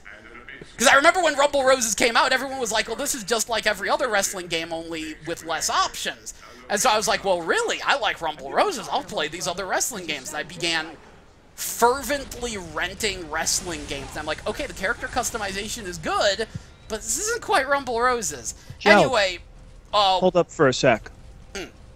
Hey, this is going to sound like a stupid question, but I was seeing the dialogue scroll on the bottom. Who is Sideswipe's brother? Sunstreaker. Sunstreaker talks like that? Usually not. Sunstreaker actually very rarely says anything. He's kind of antisocial. Oh, okay, because the dialogue I saw was like, have you been talking to my brother? Because you sound just like him. And yeah. No, Sideswipe's kind of smart alecky. The full, as I understand it, Sideswipe is the younger of the two. I'm not quite sure how that relationship works. And Sunstreaker is very much kind of the I'm going to say hard-nosed older brother. He's taught Sideswipe how to fight, looks over him like a big brother, but in general, well, doesn't really say or do much other than help his brother kick ass. Okay. And So, Halberd Knight is... Oh, go on. Halberd Knight? Yeah, he's asking when's the next game Babble, and I have no clue. I was really, really bogged down this past week due to me being lazy on my intermediate algebra that was self-paced, and I had to Had to play catch up. Yeah, I did like 10 hours straight of math and didn't sleep. Because it was due Thursday at 6 p.m. I got done at 5:45. Hey, the Wub Cannon. Oh, good, you got one. Oh, Halberd Knight! I've forgotten what a pleasant and approachable person you are. Good evening, Halberd. How are you doing? I forgot to. A Yes. screen full of nerds. Nerds! Yes, Halberd, and you're watching us. So what does that say about you? Says he's very bored. Anyway, Oh, yeah, that is actually probably the explanation, but I just felt like throwing that out there. yeah. Anyway, getting back to releases, and also I have to add. Oh wait, no, that's not a double S loudspeaker, but it is still an S loudspeaker. So it should be functional. Must sell weapons. But yeah, getting back to the list of games coming out, I do have a mild interest in the next WWE game, and apparently the official quote from Sega is, if everything goes according to plan, Yakuza 5 will be out mid-November. How much of the content is going to be missing? Hopefully none. Yakuza 3 was the only one so far where they had to cut content, other than the quiz game. The quiz game always gets Gel. cut. Had. Don't use that word. Content never has to be cut. They chose to cut it. You make a good point, yes. I mean, I could say that Atlas had to cut the Snow Queen quest from Persona 1. Yeah, They you didn't make a point. have to do it. They made the choice. Now, is it an understandable choice? Well, honestly speaking, in Persona 1's case, I understand why they did it, and they severely underestimated how people would feel because Atlas of that era were a bunch of idiots. I still think that that's one of the things that caused Atlas to improve so much. Like, my theory, I have no proof of this, but I have a theory that they got more hate mail about that than actual sales of the game. And going back and looking at old PS1 Atlas games and watching, like, how they handled each release up through the PS2, you literally see them evolve. Like, I have this one game called Thousand Arms, and that one was Atlas trying to be working designs. Yeah, I'm familiar with how badly they mangled Thousand Arms. Also, I didn't know they mangled it, but... Well, they didn't do as well as they could have. Also, by the way, two things. Halberd Knight. I've never been described as dandy before. I feel very honored, actually. And you should only play older Shin Megami Tensei games if you really hate yourself. They are kind of evil. I mean, to take one of my favorite Spoonie One quotes, they're hard, but they're only hard because they're unfair. I will say, you know, it's funny. I think the most fun I had with the Shin Megami Tensei game was actually Imagine Online, so I'm a little sad that I don't know what happened to that. I'm pretty certain it's over, though. But anyway, getting back to the list, Yakuza 5 I think is going to be digital only on PS3, but it should be out in November. But then this brings us to the Wii U games, which even though Star Fox was delayed... Oh, here we go. What? The best music in the game. Oh, that's why you're waiting. I was like, why is he paused? Is he done? I was letting you finish your conversation, but I think I've waited long enough. Yeah, cue up the best music. It'll go well with the Wii U releases.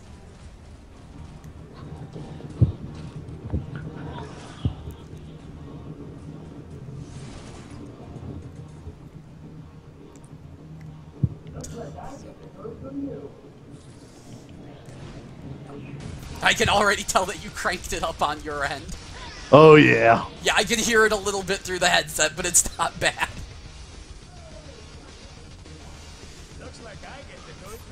And this is amazing, because, okay, Kickback, he has his theme song here, and then, like, halfway through the battle, the other two Insecticons show up, and it adds this guitar that makes the song just turn from good to amazing.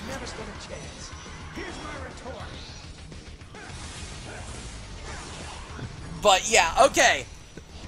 Here we go. The, oh, geez, you almost have him down already?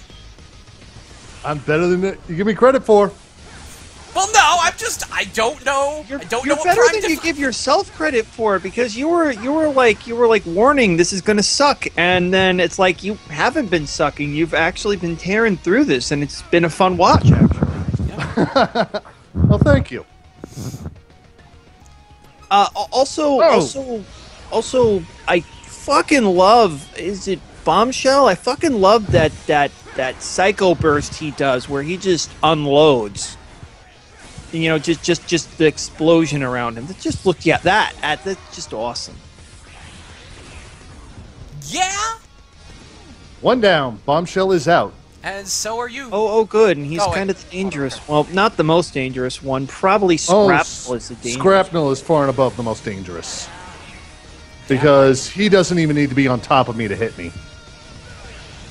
No. I noticed that of the Insecticons you've fought, Scrapnel is the one that gave you the hardest time. Yeah, he is. Because he seems to be the fastest and the trickiest of them in terms of what he can do. Actually, Kickback here is proving the fastest. Scrapnel, it's more along the lines of he doesn't need to be right on top of me to hit me. Oh, okay. He can literally hit me from anywhere. That's what makes him so dangerous. And finally, Scrapnel. Yep. And that's the Insecticons. Youch. Anyway, now it's time for the Wii U releases, because I can't believe that I actually found so many of them coming out. Obviously, actually, I think that was today that yesterday that Yoshi's Woolly World came out. So there was Yoshi's Woolly World, then there's Rodea the Sky Soldier, which I mentioned. Then there's the new Fatal Frame, because we're not getting screwed this time. They're bringing Fatal Frame 5 to the States. And I don't normally do survival horror, but I remember I rented Fatal Frame 1 so I could get the special monster from it in Monster Rancher 4. And so since I already had it on rental, I played it, and it was actually pretty fun, so I think I might actually grab that. Well, I am of the mind that not all survival horror is created equal. That is to say that not all survival horror is Resident Evil. Therefore, not all survival horror is bad. Yeah, that's the issue, is like, I know there's good survival horror, because I did play Fatal Frame and had fun with it, but man, I hate Resident Evil 2 so much, it, like, takes a lot to get me to actually play one, even when it is, like, really good. And yet, one of your favorite games is Trag, and Trag uses tank controls and a lot of the same problems that Resident Evil 2 had. So, oh no, I never said Trag was a good game or that I enjoyed it. I said I wish it wasn't like Resident Evil. Okay, I thought you actually liked it. I like it from a watching someone else play it, the world and characters standpoint, and there's some amusing things about the combat. But fair enough. I don't actually enjoy playing Trag. I like it because it's loosely related to Waku Waku 7 in the loosest sense. But after Fatal Frame, biggest surprise for me, Mario Tennis Ultra Smash is supposed to be out before Christmas, which they haven't revealed nearly enough about that. But I Yeah, love first Mario. I'm hearing of it. They showed it at E3. It really flew under the radar. And I love Mario Tennis, and this should be Mario Tennis with online play and not garbage. So I'm pretty excited. I say not garbage because the 3DS one was garbage.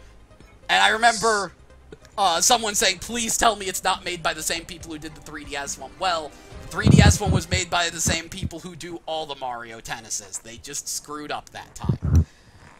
But the other one that I think we've all forgotten is that Xenoblade Chronicles X is incoming. So, that's before Christmas. I'm very excited about that, and I know the translation company's a little iffy, and it's a shame we can't do much about that.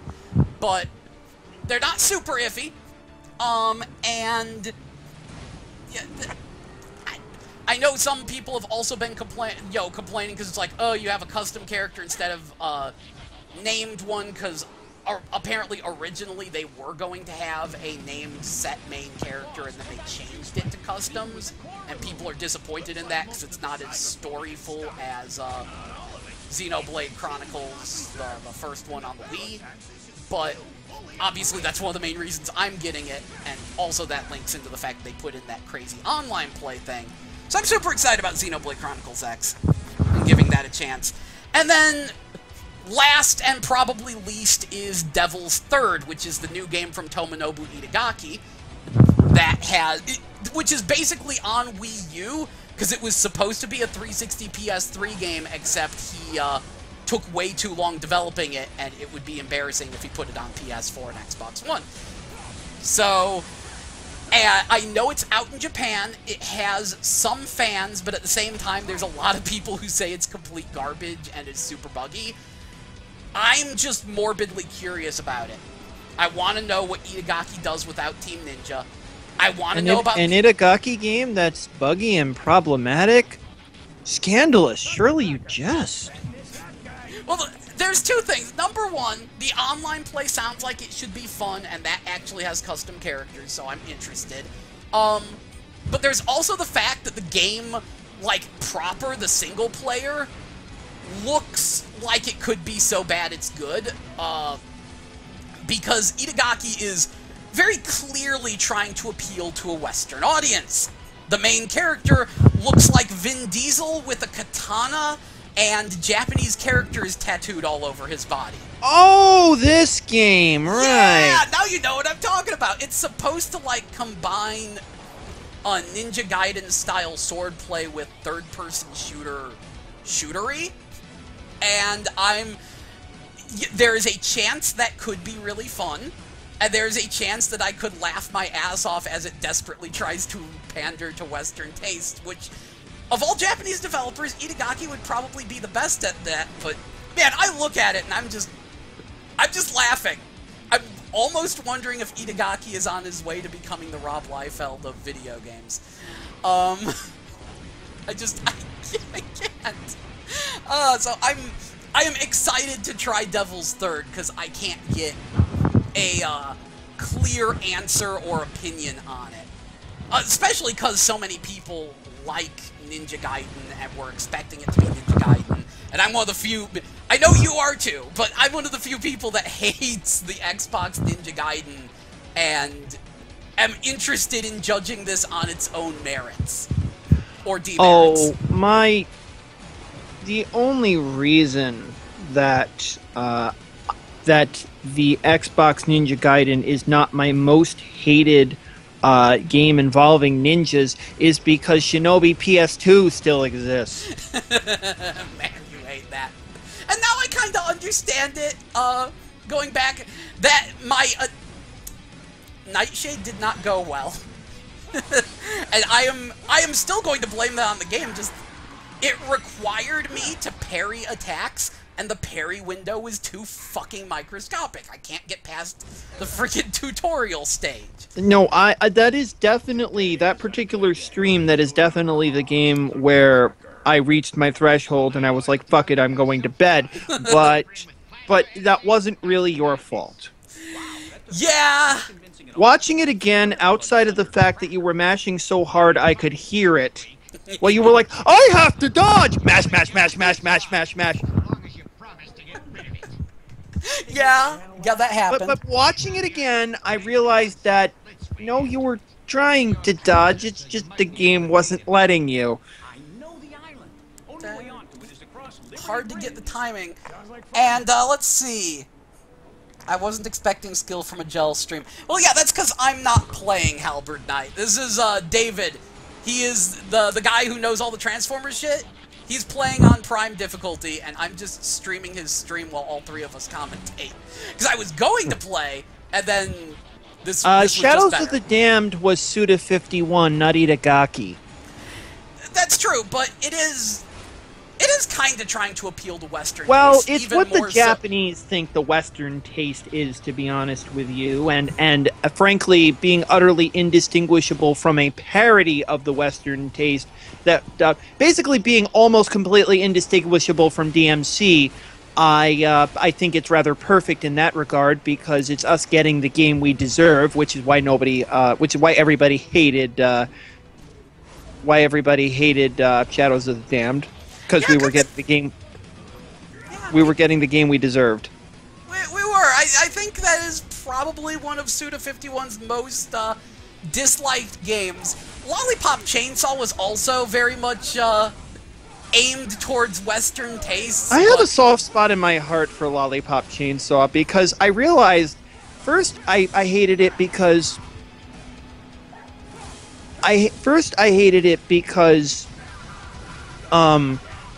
every character in that game is awful. And then I kind of realized that's the point. Yeah, a little bit. And of course, when that dawned on me, suddenly it just kind of started putting pieces into place, and I actually really like Lollipop Chainsaw. It's like so bad it's good. Lollipop Chainsaw is of course my favorite Suda 51 game because he cheated. As long as we aren't counting Shining Soul 2, of course. Which we can we're not counting Shining Soul 2 because I don't know how much influence he had on that. He definitely wrote the game's plot, but I don't know how much influence he had. Shining Soul 2, honestly, Shining Soul is a pretty hard formula to mess up, so. Yeah, the funny, which he did later, because there's this game on DS called Contact, and when you play it, you can look at it and say, okay, this is clearly based off of Shining Soul, the way the sprites look, the way all of it looks, but it doesn't play anywhere near as good. It plays closer to an MMO, so. Oh yeah, yeah. I hate this part. Yeah, I definitely agree that Halberd Knight, that Suda 51 is indeed the right kind of bad, the very right kind of. What the hell's going on? Yeah, this is why I hate this part. The camera's fucked up, and there's no changing it. Yep, this is a part that you inexplicably play from a top-down view. I don't know why. I haven't gotten to this part yet, so I don't know how awkward it is. Yes, horseplay. If Suda 51 is in fact, or was, I should say, in the on the Shining Soul 2 development team. If you beat the game, he is credited as Goichi Suda, which is of course his name, but his avatar on the screen has a little 51 on his jersey. Yeah. And that is listed as a Grasshopper game if you look into it. He's actually standing next to a grasshopper in the ending. Good! Killer is Dead was a mess, but I loved it. I didn't spend nearly enough time with Killer is Dead. And now some kind of French goat showed up, also telling me that I'm a nerd. Hello, Trench Goat. All of Suda's games are a mess. I find them all fun, though. Me and Suda's games don't necessarily get along. I enjoy watching them more than playing them, because, of course, he does all sorts of wacky things story-wise. But the only one I really enjoyed playing was Lollipop Chainsaw, as long as we aren't counting Shining Soul 2. Because, oh my god, I love Shining Soul 2 so hard. But, Although I have Lollipop Chainsaw, and I will say One-Chambara is a better game than Lollipop Chainsaw. But if we ever get a crossover, that would be the best. Oh my god, the camera in this is fucked up. But yeah, welcome to why I say I hate this part. yeah, no. When you were like, I hate this part. I was just like, okay, is it an annoying battle or? Oh my god, what happened to the camera? Well, here's a slightly pear-shaped-ish part then. Yeah, this one's definitely pear-shaped. But what was I gonna say? 2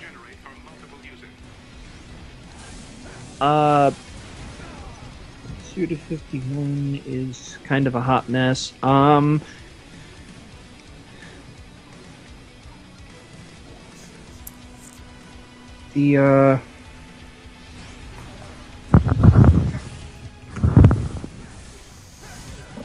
Good times. No, it's okay, Halbert. I enjoy Trenchcoat's flailings and spelling nerds with multiple Z's. It's okay. He's not disruptive yet. Yeah, who cares? All right, it's fine. We're all shit posters here, so it's okay. Okay. Now I believe is the time to actually try to get the PS2 hooked up so we can get some Transformers time. Yeah, get that working because we've seen the game go pear shaped. I think we have enough. I mean, yeah, I'm definitely enjoying this and definitely keep playing until Gel's ready. But all right, yeah. What am I doing? Well, unfortunately, that means that the stream doesn't really get to see anything. Oh, the stream is gonna break. Okay, well then. No. The stream's not gonna break. It's just they don't get to see what's going on. So that means I need to put on your some. PS4, right. Okay, yeah, well I need then. to put on the dancing time. Oh. You know what? Put on the dancing time because it's intermission time. It is intermission time while I get this PS2 hooked up. Fuck me! And we don't even know what happened. Oh, this was bad enough on Magnus because they threw two ground soldiers at me. Now they're throwing 3. And it's 3 tanks. That's beautiful. And you can't even see anything because it's overhead. What the fuck is this? Yeah, this is, as you said, this is where it goes pear-shaped. Yeah, there is a concept with me that I refer to as the until. That something is good until. So, admitted, once you get past this part, I'm pretty sure it's smooth sailing, but... Oh my god, this is miserable, though. Yeah, this is the worst part of this. Oh, and then they spawn more hammer bots. 5 here. Stop! Hammer time! Oh, fuck me, there's 5 of them.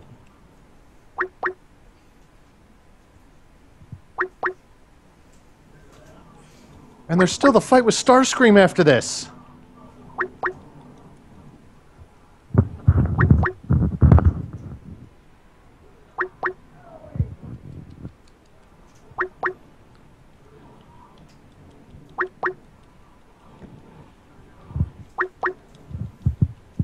I hate you all.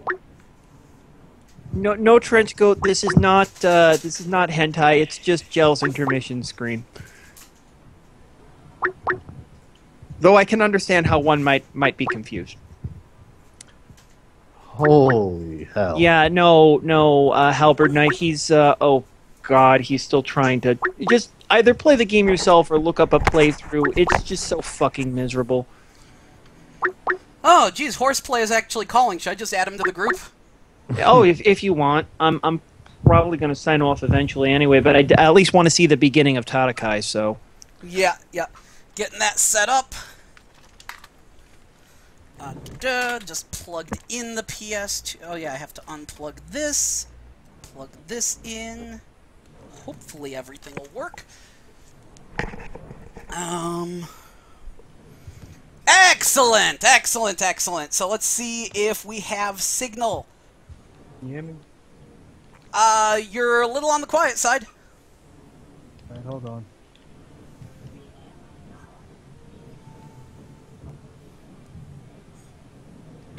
I don't know why I suddenly have the Time Crisis theme stuck in my head. I don't even know which time... Three. Time Crisis 3 theme. Three theme. Okay, it says no signal. That means I gotta go to... Oh, wait, no, not edit scene, Settings. Not settings. I'm stupid. I know how to use a capture device. Properties! Okay, French goat, mea culpa. How about now? French goat. Alright, how about now? Okay, Much you're better. a lot more audible. Alright. What was I? Oh, yeah, configure. And then I have to set it to come through the component. Other. Composite. No. Component. Yes. Now let's see if that works. Done. And okay. And alright, it looks like we have, oh geez, and then the video size. 4-way nerd fun now. Yes, indeed. More nerds, more better. Okay, and patch me in whenever you feel like, so... Yeah, I'll be patching everyone in just a minute once I get the position size fit to screen. Yeah, that'll work. Are you gonna do screen share? Yep, I'm gonna do screen share. So screen share is incoming. Alright. Call. Because I want to see how this fares up against actual Twitch streaming. On my Share end. Window. All right. Okay, if I shut down. Yes, it is perfectly fine if you shut down. And you Yeah, no, should I was definitely enjoying that, though. That was some good playthrough. Yeah, it's nice to have someone who doesn't suck like me play. Although I'm getting better at this, and I still... There's a lot of experimenting I need to do with that game, because the person who was on the Game FAQ's message board for it, someone was insisting that Transformers Devastation actually has, like, some really interesting combos, but there is no proper move list. So, like, they're saying It's definitely got something about it. There are some moves. They're weapon dependent. I've been picking up bits and pieces here and there. Yeah, they were saying something about, like, delay moves, where it's like, Yeah, square, they're in square, here. delays. Yeah, Okay.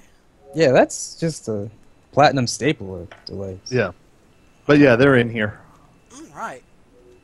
So making sure I hit the Blitzwing checkpoint. The And real question is there dodge offset? Because that's how you know. If The shit's dodge get real offset, crazy. meaning the dodge window expands. No, like you can continue a string after a dodge. Yes. No, I mean like you No, start I mean- a string and then you dodge, but when you continue the string, it's a part of the same string that you started before you dodged. I repeat. Yes. All right, That is in there. all right. Alright.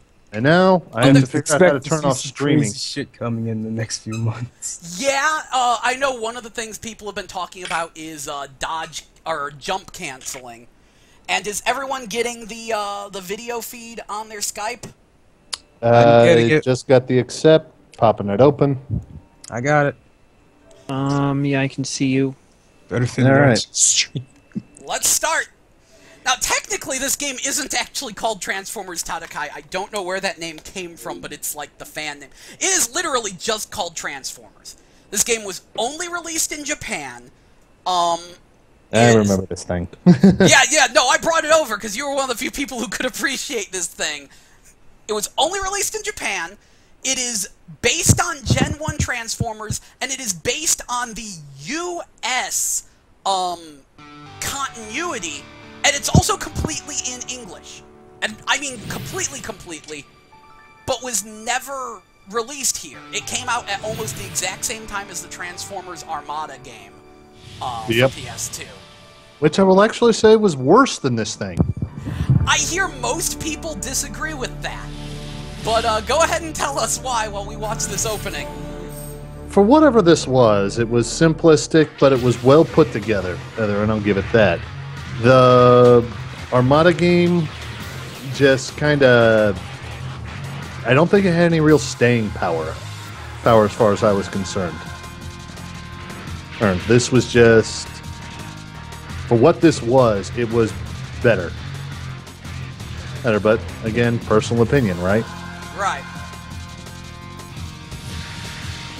And yeah, this game it's really weird because the Japanese continuity is different. This is very clearly based on the US one. And checking the Transformers wiki, apparently they actually make a ton of references to very, very specific episodes of the Transformers TV series. The main focus of this game is the number of characters. The back of the box seems to be saying that there are more than 100 characters, and there are at least like 40 playable characters. There is a Autobot and Decepticon campaign. I found out that there is actually a playable Piranacon in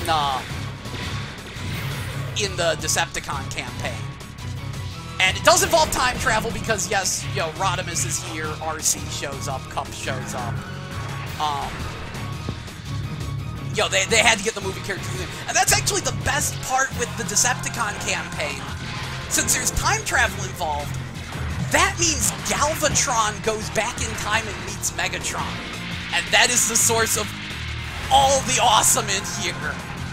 Is Megatron and Galvatron scheming both together and against each other, with Starscream in the middle trying to Starscream them. Starscream do what Starscream do, which they need to make that whole immortal Starscream thing, like, that needs to be in more canons. I'm so on board with Starscream being immortal.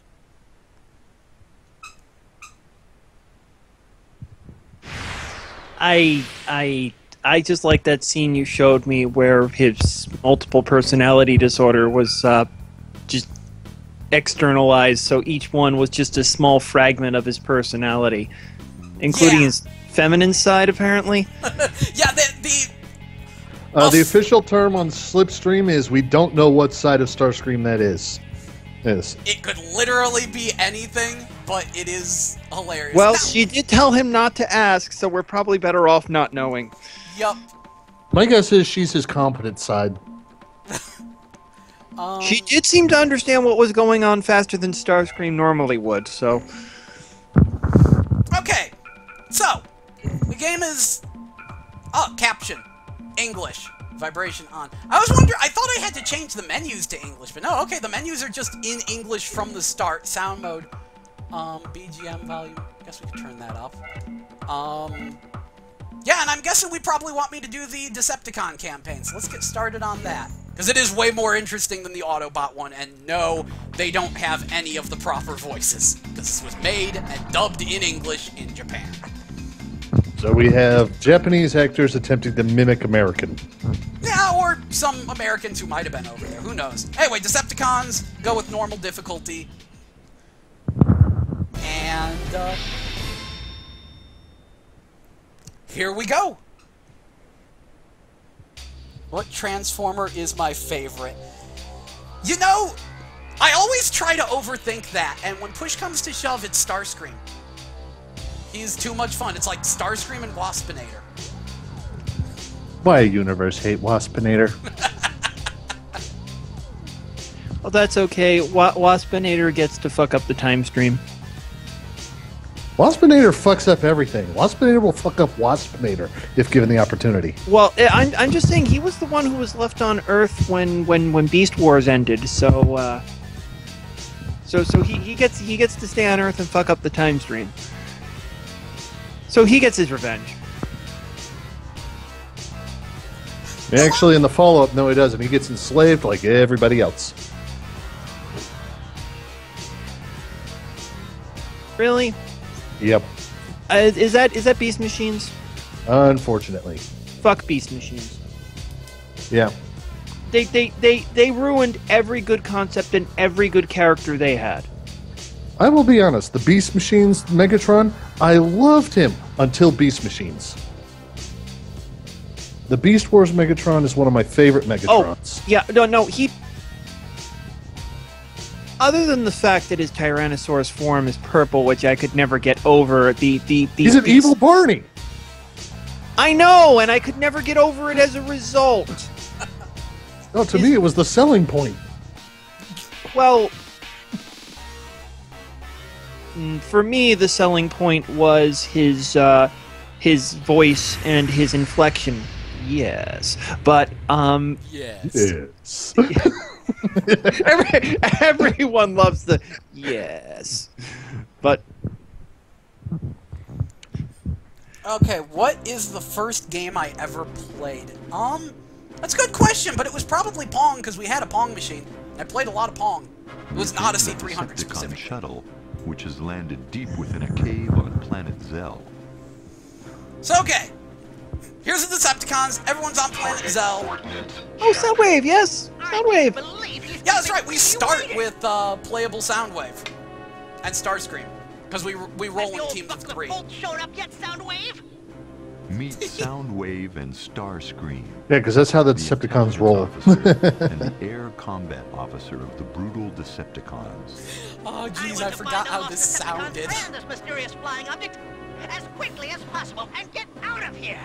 The mysterious flying object is an unidentified. Unfortunately, I can't hear a damn thing. You're right. Suddenly appeared along with a space-time I need warp to figure out signature who in this the, region of space who the several announcer days is. ago.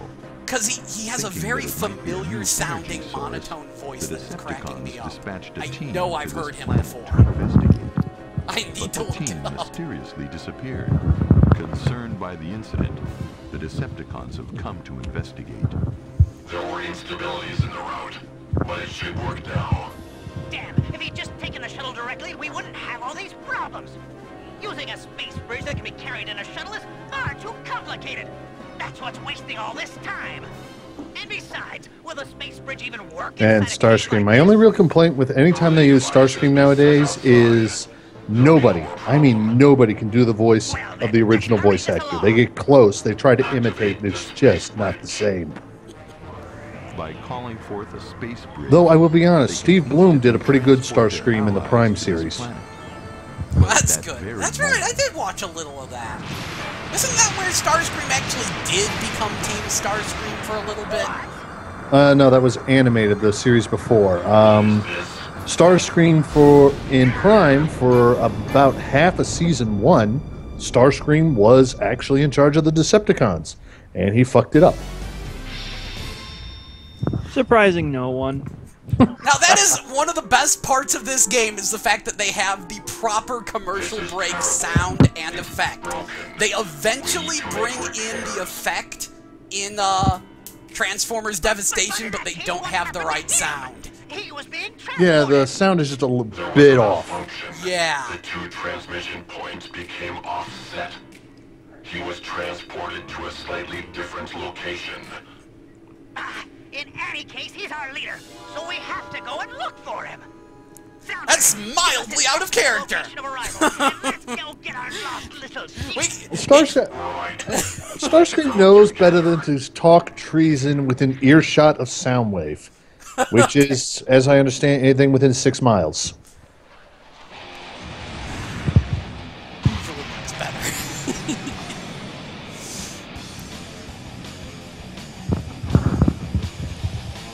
Ooh, CG cutscenes. Yes, this is where we're going to see where this game starts to get a little rocky. And there's one thing I forgot to mention, and this kind of blew my mind when I was researching this game.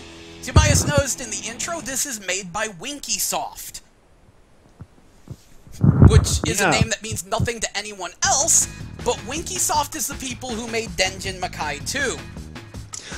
No, actually, that name actually did invoke a vague recognition in my brain, but I couldn't remember where I'd heard it before. Not a trace. Could he have been blown to pieces from the impact of the accident? How long have I been live streaming for? That is a Not 2 very- hours? I think he You're means coming like, up on 3 hours, man. no, I meant, I think he means like, in terms of like, doing different live streams. I've live streamed for maybe 2-3 months. your celebration. Yeah, and I've been, oh god, I've been in quite a few of those, haven't I? Yeah, ever since I got it properly set up. Like, I did some crappy live streams before I had a proper setup for it. Your loud-mouthed bucket of bolts is alive and well. And yes, there's the Lord Megatron. terrible Megatron voice for anyone who can hear it. All the voices are so delightfully off. They're trying their best. I definitely have to go back and hear this when you upload it. It should be interesting. It's the Dark Overlord. The Dark Megatron, Overlord Megatron! infamous commander I don't think of the they've evil ever called him Decepticon that, army, but and the also I Transformer think this means this who is one plots where to he'll turn control into a the gun. entire universe. Lord Megatron. Dark Overlord. Armed. have to go back and yes. uploaded it. I can hear myself in echo. Of course. My I apologies, like sire. Pokemon. Yes, I used to run the Missouri Pokemon Club, Ranges though I've unstable on this fallen planet. out of it relatively. It's been a while. I need to sit down and Pokemon some more sometime. It must be repaired before it can fly again. So everyone's crash landed on this crazy planet Fully Zell. functional. I was so worried. I'm sure you were. We'll speak about this later. I found something of interest when I was coming Yeah, in. David, are you like trying to listen to the audio or something? A little bit, yeah. Yeah, okay, I was wondering where the feedback was coming from. Yeah, I would assume there's a long play of this on YouTube. If not, then someone's gonna have to fix that, and I hope it's not me. I hope it is you. I think that would be amazing. Yeah. I'm not Maybe that- for once you'll stop sucking at something. Megatron towards an Autobot. Oh, Ouch, sorry, nice sorry. to hear somebody that isn't me say that. No, Sorry, I figured sorry. out It what, was an easy target. I had to it do was it. an easy target. I figured out what I don't suck at. Mysterious flying object. Games that are Observed in the completely planet's unfair. Like, if a game is hard and people like it because it's hard, then chances are I'm gonna be terrible at it. But if a game is hard and all the people who like hard games are like, this is cheap and broken and stupid and I hate it, then chances are I'm gonna love it because I know, geez, what was it? 99 Nights 2 pissed off a lot of Dark Souls, Demon Souls fans. What is it, I know. Wheeljack? And it wasn't a particularly great game, but I was okay with the difficulty in it. And same thing with Onechan Bara's E2 Chaos. So watching white folks stream that was painful. I'm just gonna be blunt. I didn't know there was a wrong way to play that game, but he found the wrong way. And It's he was usually you finding the wrong way to play games, but well, that's the thing. He was found the wrong way to play it by playing it the right way. Like, he kept trying to analyze how things work and figure out what the game wants you to do. And it never occurred to him that the game is just broken and cheap and stupid, but you too are broken and cheap and stupid. So what it wants you to do is just be broken and cheap and stupid. Just abuse the game. What kind of That is what it wants. It wants you to... It gives you all the tools to just break it wide open. You just don't try to do what it wants you to do. You don't Just have be to stupid. answer me. And once you be stupid, Cranky. then it works. To a little I was about to say because I watched parts of. That's the one you did the long play of Yeah, I on. did the full Let's Play of that in Japanese. And it was actually surprisingly competent, and I was like, huh, what's going on here? Did we finally find a game that Gel is good at? Why, the answer is both no and yes. That's fine. Yeah. I'll neither run nor hide. Come and Because get us, no, you are Megatron. not good at this game. You're just the one person on Earth who figured out how to play it. I am in tune with it. You're in tune with the cheapness. I am in tune with the cheapness. I think it's because I don't get flustered, because I accept that I suck at a game. So, like, people who are really good at video games have, sometimes they get a bit of an ego and they think that when a game is kicking their ass, it must be the game's fault. And sometimes that's true, but me, I'm just like, I probably suck at it. So, I because of fortunately do not have that mentality, mostly from the 5 years I spent playing Danmaku games. See you later. Because, bullet hell. Ah, Lord Megatron, is this a good idea? They'll be waiting for us for Just, certain. I was obsessed with bullet hell games. You know, the ones that just have way too much going on the screen at any given moment. And in a lot of cases, it's because these... Are a collection of You do have to learn the game. It's honestly because the games are a bit unfair and you do have to learn them, but in a lot of cases it's because you suck, Trust me. not the game. And Starscream, I'd be happy it's to like, put you know, an you die in the with same Prime spot or to similar patterns to enough become times, an and you realize, Autobot. no, it's not a problem with the game. It's just I don't have the superhuman reflexes necessary to dodge. I'm sick of him picking on me. Yeah, that's how it goes. What is up with the dialogue in this game, Joe? I'm just like what? What? This is a Japanese company trying to write Gen 1 Transformers. It's very it is strange, but at least the Decepticons have personality. I can't stress how boring the Autobots are. 'Cause I tried. Okay. Yep, so did I. Let's see. Yup, he is a gun.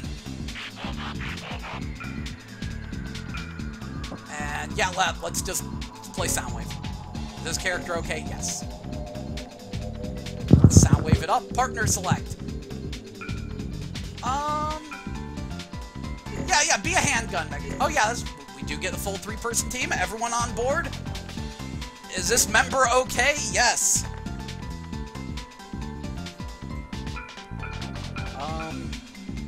Megatron, just be right there. Starscream, be right there. Yes. Yes, formation select, because that'll matter so much once we start mashing buttons randomly. Because this isn't actually a particularly deep game. And remember how you were complaining about clones of named characters being your grunts? Well, this is a game of clones of main characters being grunts. Prime. Lovely. Decepticons, But you get to play as so many characters in this. I mean, again, there's a playable Piranacon. And Horseplay, are you even still here? Yeah, I'm here. Oh, and here's the part where they find out about invisible walls. Because they are canon in this game. Some kind of Because things. wall.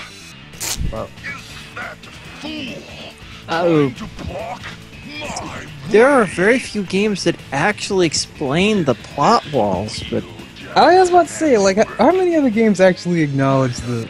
The only other one I've known that has ever done that is Sunset Overdrive. yeah, one. Not so much a plot wall, but the MMO City of Heroes actually explained their clipping plane in canon, which I was always amused by. Get ready for a fight.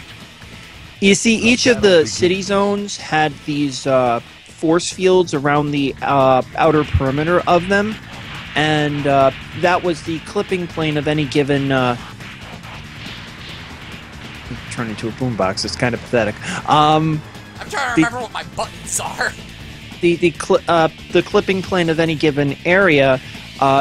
These force fields are actually referred to in canon as the war walls that were set up after, it was either before or after the alien invasion that would happen just before the game's continuity. And I just like that they actually tried to explain the clipping plane in canon, and that always warmed my heart.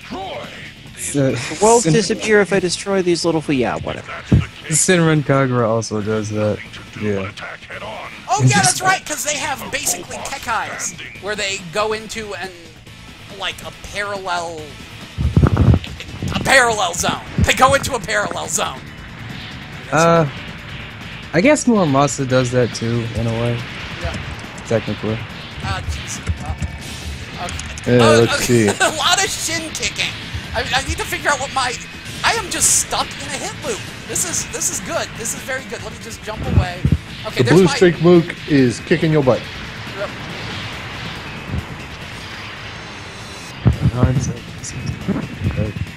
And they're spewing energon everywhere. Oh good, I can shoot my cassette tape by pressing triangle and circle. Good. That's blocked. That's... Oh, I have a gun.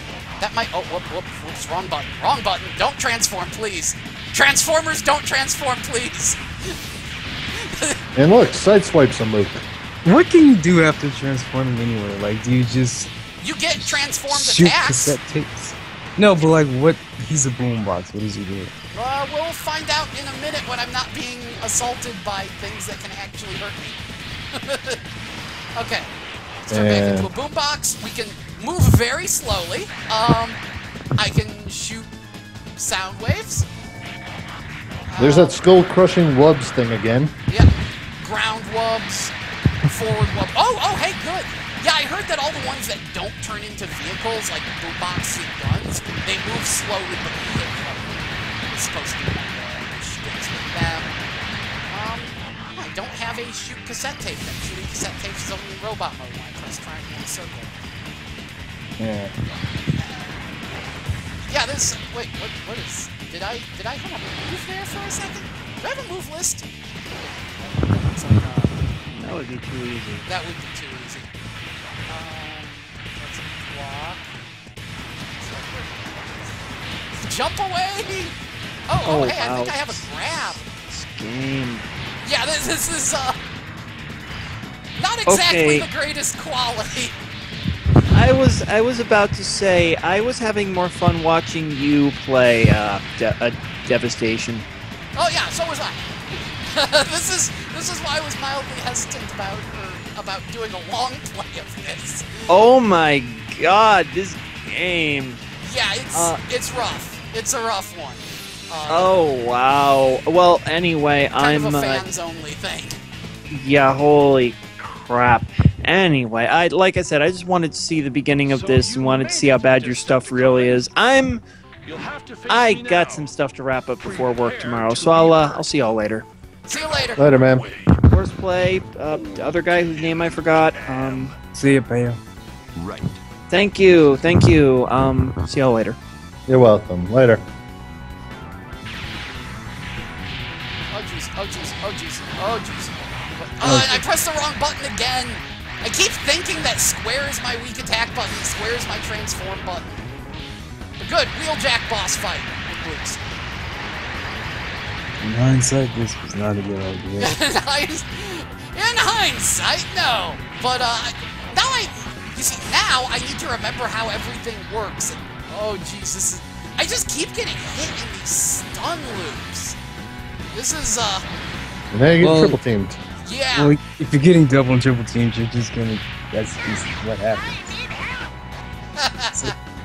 So maybe this format wasn't actually a good idea. Because they're all gang up on you because you're the leader. Yeah? I think you need the ground wubs at this point. I'm trying to, but I think I need to fill my energy meter to do the ground walks. Because I was trying to, but it kept untransforming me every time I tried. I'm gonna keep running. Everyone, please attack the other. Oh, they're just on the ground. Good, good, good. We're good. This is a good Transformers game. Oh no. Yo, it could be worse. It could always be Mystery of Convoy. Oh, God. Yeah, you know what? Mystery of Convoy has ascended to official status of legendary shit game. It was remade as an endless runner on iPhone and Android. And God. then they did apparently they did a web series of Transformers standing around talking about how bad Mystery of Convoy is. I'm really trying to find subtitles for it, because it's amusing me. Like, the episode titles especially. Because they're all, like, the mystery of blank. Like, the second episode is the mystery of reliably crappy games.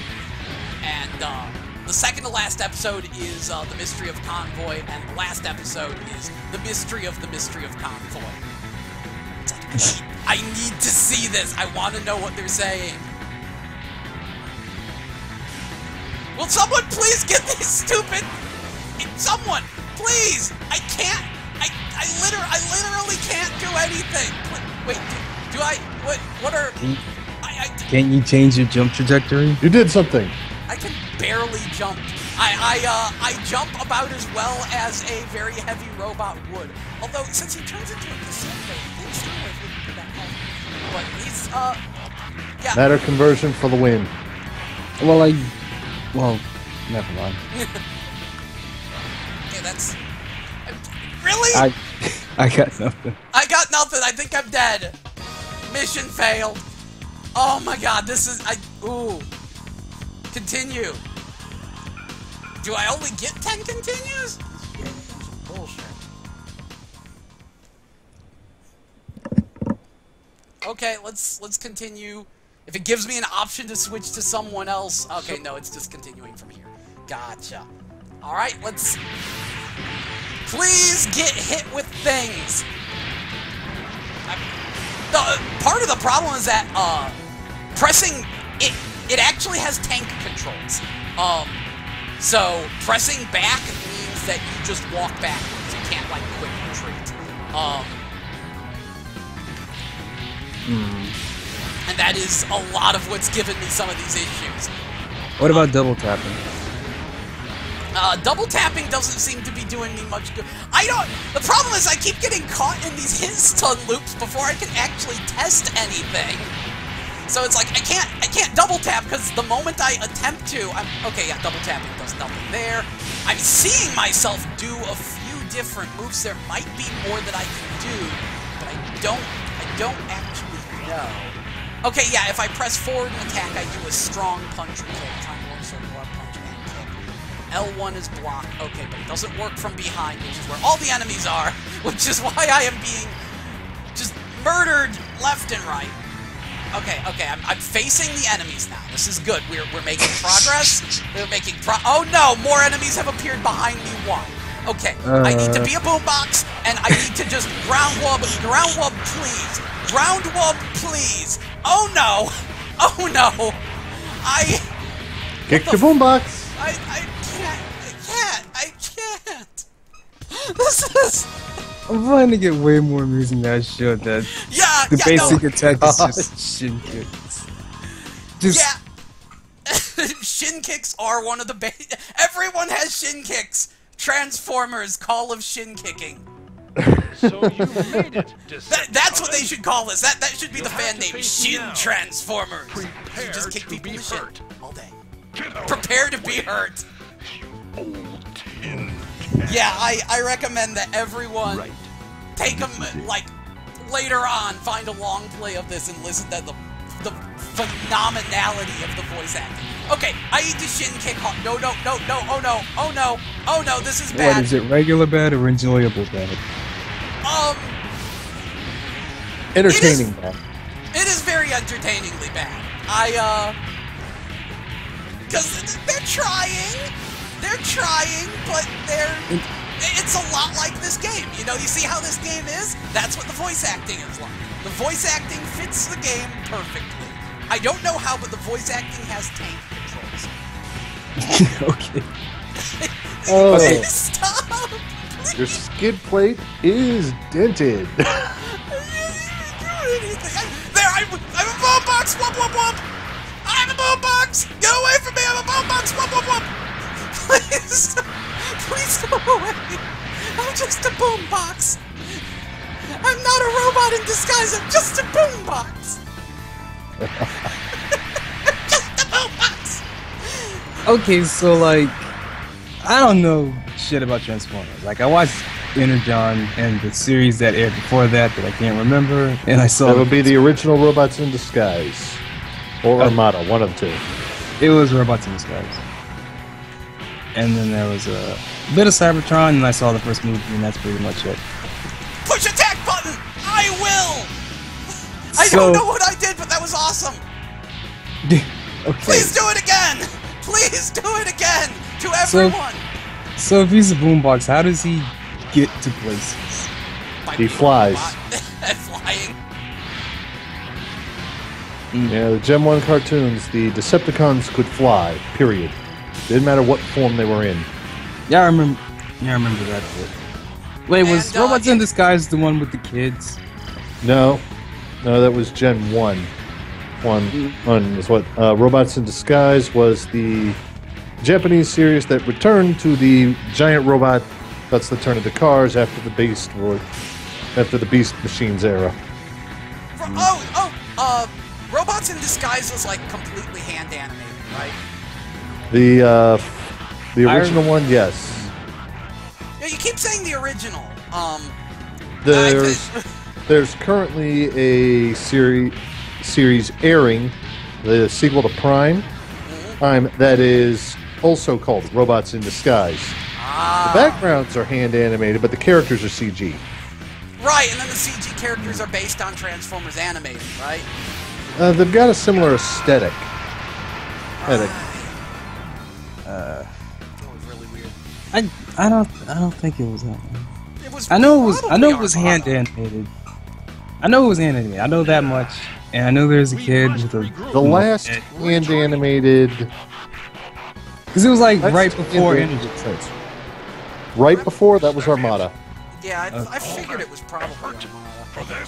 Armada was hand animated. Energon and Cybertron switched to CG.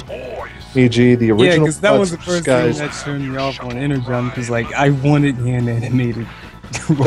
Yeah, I remember Energon. That was just terrible CG on top of that. I got used to it. It wasn't Beast Wars. I'll be honest. If I had the choice between Beast Wars or an Energon CG, I will take Beast Wars. I believe it to be superior. Yeah, that's. Beast Wars is. Nostalgia definitely helps, because at the time, those looked great. And now they look a bit dated, but thankfully... A bit? Yeah, but the... About as dated as this game. About as dated as this game. It looks a lot like this game, but thankfully, like, the stronger writing very much helps that series. And you know what, I can kind of agree, because the thing with Energon was that they were doing CG, but then it was like cel-shaded CG, and it was a little on the choppy side. So like in still images it looks better, but in motion, you know what, I do think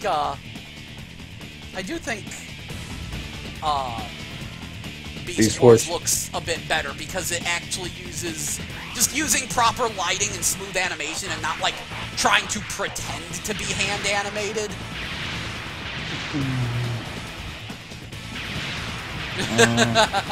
I hear your groans. I'm not arguing that. I just think that there's just something about how Beast Wars just looks. Not from a graphical standpoint, but just like how it the I don't know about art style of it. Just it turns me off for some reason. I don't know what it is. No, I wish I had a better way to...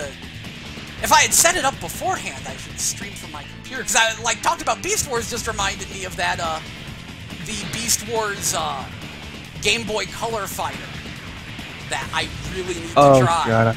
That looks really good. Yeah, David, apparently in Japan there was a Game Boy Color, Beast Wars crossover fighting game. Like, it was, Beast Wars, like, CG Beast Wars meets Japanese Beast Wars. You know, the hand-animated stuff with Leo Prime and all that. Huh. You're gonna die. Okay, Yep. I think I found it. I'm looking at it now. Yeah, The thing that is a really nice-looking fighting game. Like, it might... I really need to try it, because it's got legit combos, and it looks fun, and it does have Optimus Primal and, Dinosaur Megatron. I was talking about the show, but that was too. No, I figured out why I don't like Beast Wars. It's because when I look at it, all I can think of is it just makes me think of Rise of the Robots, and just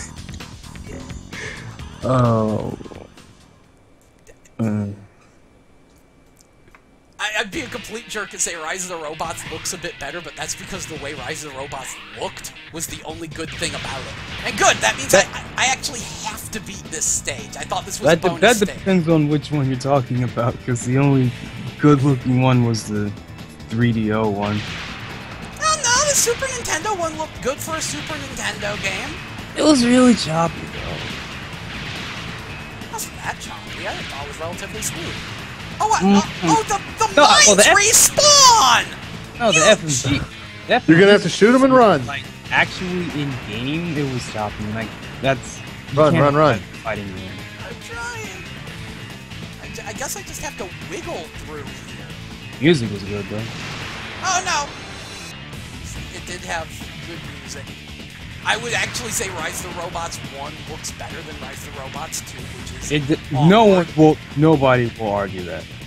Yeah, and then Rise of the Robots 2 was a better game because they almost knew how to make a fighting game. But going back and playing it now, Well, that's the thing. emphasis Though. was Back on almost. at that time, no one knew how to make a fighting game. Well, that was extra bad. The funny thing is, like, I found out more about Rise of the Robots and why it was so, bad.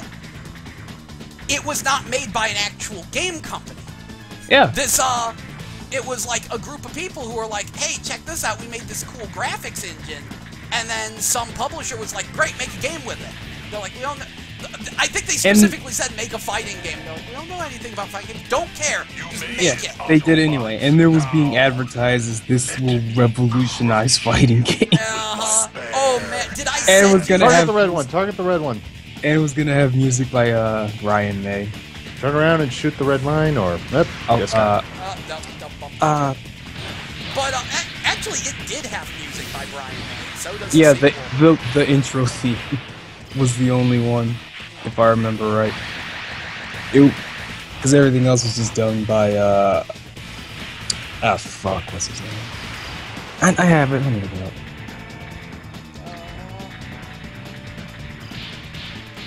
Punch, kick. It's all in the mind.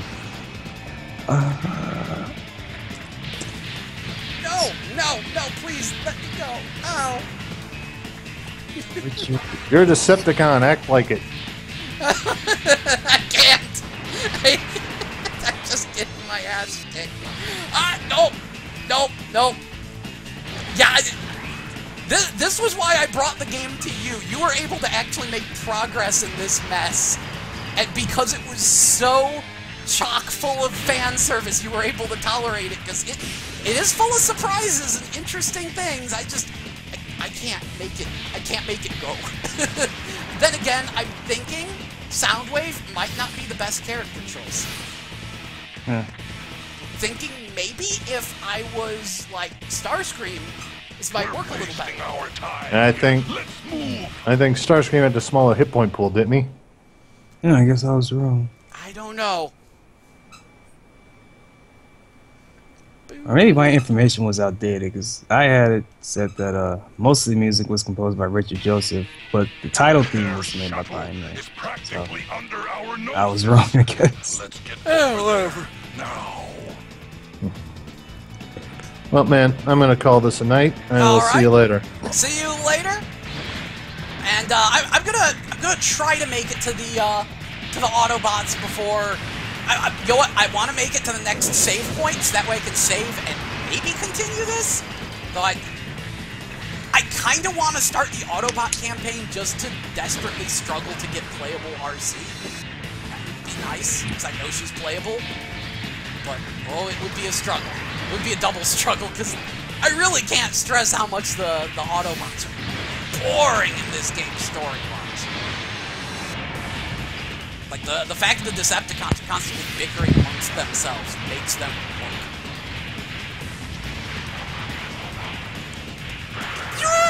Oh, jeez, and they're out of range.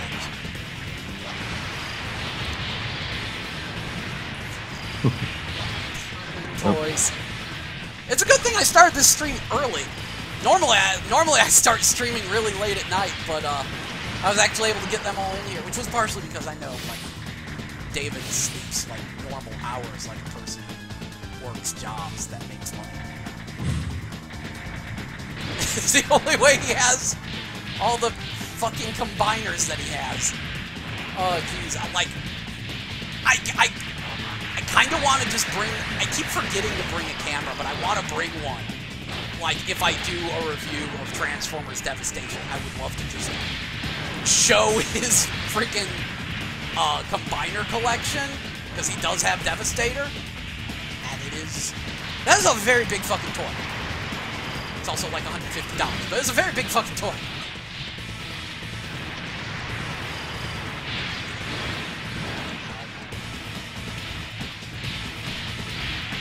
Yeah, the button layout's a little weird, because triangle is my punch, which is nice and fast, and that's why I use it more than shin kicks. Ow, ow, ow, ow, ow, ow. Boom. Okay, yeah, that is draining my... When I do that, that's what's up. So what gives me my EP? How do I regenerate ET? Which we can all assume is Energon points. Ah! So Here we you go. made it, Megatron. Let's finish this here and now, Prime. What? No time for a chat? As you wish, Great Emperor of Destruction. The battle begins. Great Emperor of Destruction! Oh my god, this is so fucking Japanese! I love it! He is the Great Emperor of Destruction. I want to know how I'm doing a Shoryuken with Soundwave here. That would be handy. I would. No, get off of me! Get off of me! Get. Boom! Eat whoops, bitch. More whoops! None of your side swipery many side swipes.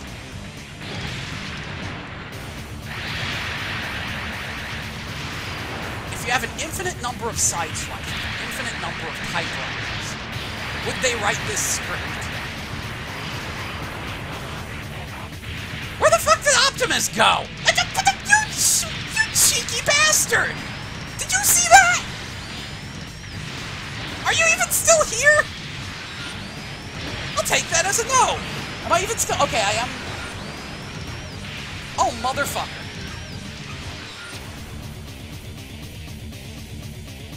Wait, okay, good. I am streaming. I thought I had stopped streaming. It says Horseplay is still here. I can't hear him. I was going to be very disappointed if, if I lost all that, because what Optimus just did right there, that was magical. Horseplay? Yeah. Okay, there you are. I was concerned. You vanished. My mic was off. No. Gotcha, okay. Yeah, because Optimus was hiding behind a piece of stage and then just shimmied out from behind it. And it's clear that these side swipes are never going to stop. Can't stop, won't stop. And then my Xbox One turns on for no reason. And then my screen gets nobody for... I'm gonna blame the X-Bone. Okay, yeah, no, the... Xbox, quit being retarded. I don't even know why it turned on. Go, stop it. I don't even know why the Xbox One is causing that interest. Yeah, it was the Xbox One. Good.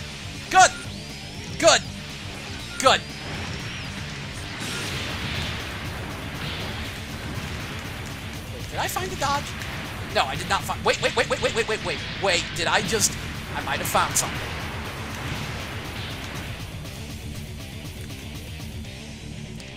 I think I might have a soft target lock. You always, and I keep telling you no, and you never listen. What? Sorry. So close. No matter. We'll just take the shuttle's Energon instead.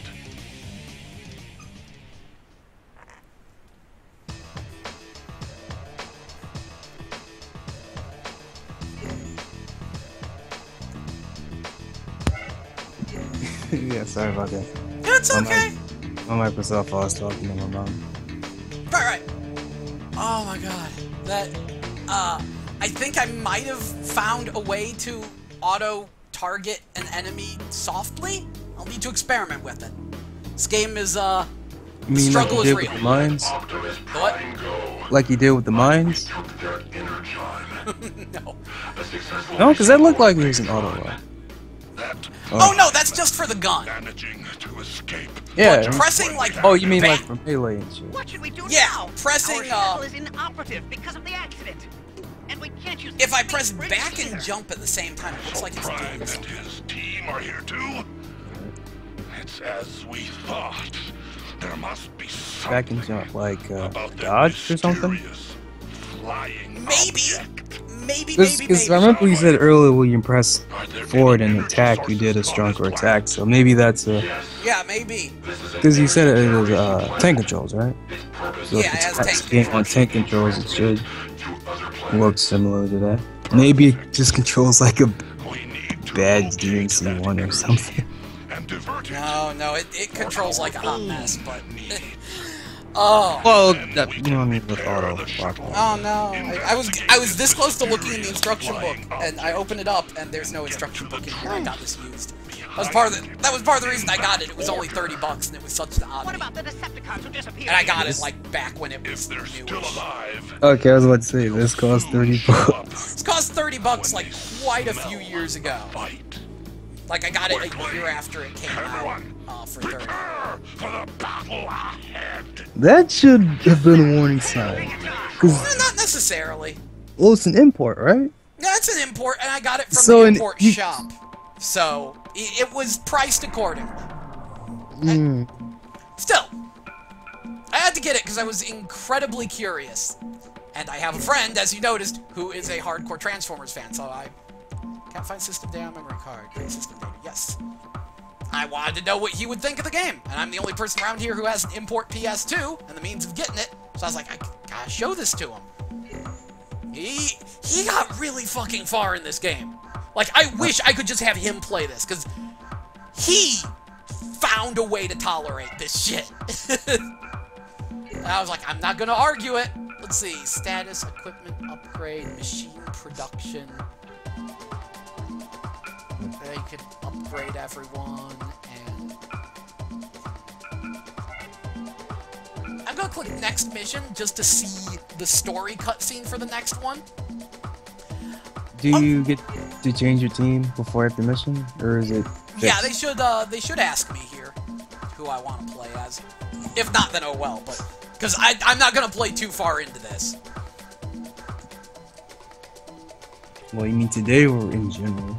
Today, I might come back to this if everyone wants to continue the morbid curiosity. Incidentally, what is your view of the phenomena Soundwave? Do you mean the unidentified flying object, sire? Yes. According to the data from our sensors, the object appeared after the explosion that accompanied the local space-time discontinuity event. It landed on this planet Zell. It's a baffling incident. Losing contact with our comrades. There's so after much they were talking sent in to this see game. if Most of the finding cutscenes are matter literally just might everyone be standing around involved. talking. I don't think And they that will was spend mere a good amount of time standing around and talking. It's hard to With imagine awkward that scripting doddering and voices fool desperately trying to Optimus beat the Gen 1 developing a new weapon. voices, but I not. can't forget. That sounds like an 80s cartoon to me. Immobilizer Here it at the is. Solar Tower. Those idiots. But I can't forget the immobilizer in the solar tower. Occasional glimmers. Those of are references to specific episodes, apparently. Some experiment went wrong. And it's, And which its again is By weird. name? weapon was damaged out. Well, those were Or were those just like specific? those were things they built in those You must be episodes. sure. Okay, because I thought for a moment that because due to the way they were Yeah, they were quoted. In- I yeah, I think those thought- might have also been the name of the episodes, but it's extra weird because again, released in Japan, Japanese continuity is different because they did air the episodes out of order in Japan. Megatron, sir. You know, the same way they do for America sometimes. And Japanese game based on the US continuity, making references to the US episodes, and is completely in English and only released in Japan. This is a game that makes no fucking sense. It is, I love having it just as the strangest oddity. Indeed. It is so easy to forget that this is a Japanese game, like 100% not in America. Ever since It's coming here. it's like this. And this game also makes me very, very happy about the existence of Transformers Devastation, because it's actually good. Yes, your lordship. I need to look up some footage of the 360 and PS3 release. I have a good feeling it probably runs well on them. Is this true? Mostly because I think most of what makes the graphics look good is just good texture work. The best thing about having a game where you play as robots is the fact that robots take less polygons to make because they're nice and angular. And so I don't think the characters take that many polygons. And couple that with Well, The malfunction. wait, you're not wrong about the texture work, but So, if my experience with Soul Calibur has taught me anything, it's that sometimes that's all it takes to fuck up your frame rate. That's right, sir. Even on the planet, Well, I told you, altitudes is risky. I don't remember when I told you for shits and giggles I compared the Soul Calibur 2 re-release to the disc one, and the disc one is way better. to help ourselves. Even though the emulation on the 360 version does have some slight frame rate issues, it's still better than the re-release. Cause it's based off of the well, never mind, it doesn't matter. Lord Megatron, sir, where's our next objective? The wind power. I don't want to talk about fighting games on this Transformers. Wind power? The output is so feeble, it's not worth the nuisance of stealing it. but It specializes in power yeah, generation. I don't know. I just have I have very good faith 360 PS3 release might Greater than that on Earth. to I want to double check that. You know, the key word is might. Yeah. And to be honest, Showing once like if we're again really gonna what an go for it, idiot comparing you the are. 360 to the PS3, it's likely the PS3 version will be Generated by better. the turbines. All right. I mean, like All 360, collected in PS3, the PS4, main Xbox One. That will be I our wanna. I just want to be sure that the previous gen ones are perfectly functional. Supplies are continuing They to hopefully gather are. in the area. Also, it's worth remembering that Bayonetta ran better on already 360 than sniffing on around. PS3. Yeah. Just leave the operation to me and I'll take care of it. Situation. Apparently, they eventually passed. Well, that's because it was supposed to be an exclusive star screen. to the to the 360. Fuck, I can't talk. Recklessness of And yours. I don't know if it was supposed to be exclusive. I never heard anything about that. Yeah, I think it was developed on it, though, yes. no, it was developed on. Yeah, it was developed on it, and then I remember Sega handled the port with Bayonetta 1. And it went a little wonky. It, Is how a subordinate should yeah. behave. Because then I should have Um, you drink a brew of yeah. Soundwave's rust flavor. I'm just saying, the 360 usually gets shafted. Well, Xbox games in general usually gets shafted on multi-ports, You're having a laugh with in me, my driver. experience. So But I'll make sure you get what you really deserve. I'm adamant Megatron, on sir. getting it Choose for the team members this. in formation. I might wait until I get a PS4 so at least then I have something to look forward to. Of course. So much Starscream, Star Scheming. Which Yep. is exactly what I will play for a brief minute before we call this stream. Where are you at, Starscream? Get in here. Is character okay? Yeah. Choose the rest of the formation. That'll be Soundwave and Megatron, obviously. Do you have anyone else? Nope. Okay. Yeah, no. You get there, and you get there, and where that formation is. I should probably put them in the front so they can absorb damage.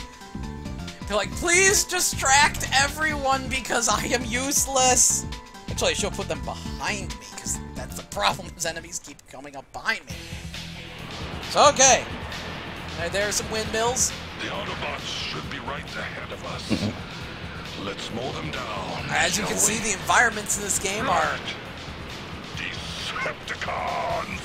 Attack! Yeah, that's a good description of it. It's so nothing. They are. Yeah, I was just letting him talk. Okay, good. Oh my God, yes. Okay. Freaking. Well, that went pear-shaped fast. I was gonna say Starscream maneuvers much better, and oh, good, the frame rate's dropping. That's a sign of quality. I can't even shin kick. What the fuck was... Oh, okay. Starscream, do you have a decent punch at all? No, oh my god, your punch is garbage. Starscream, it's kind of a bitch smack, and it's kind of garbage. Okay, so shin kicks. Shin kicks all day, every day. How do I do that slide? Is that slide? Ooh, I've got a sweep!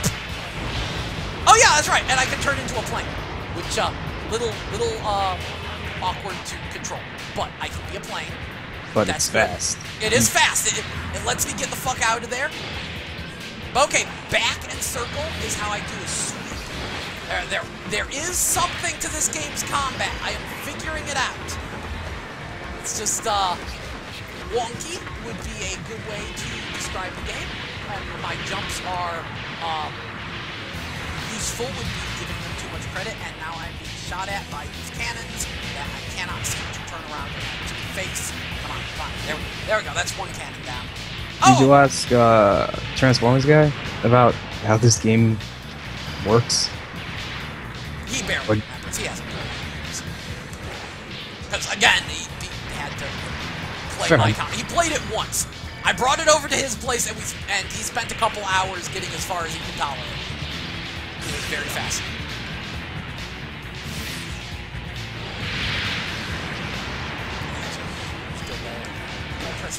Okay, back and punch is that. Is there a... Quick. Can I move? Can I... Dick wads. Wads of dicks.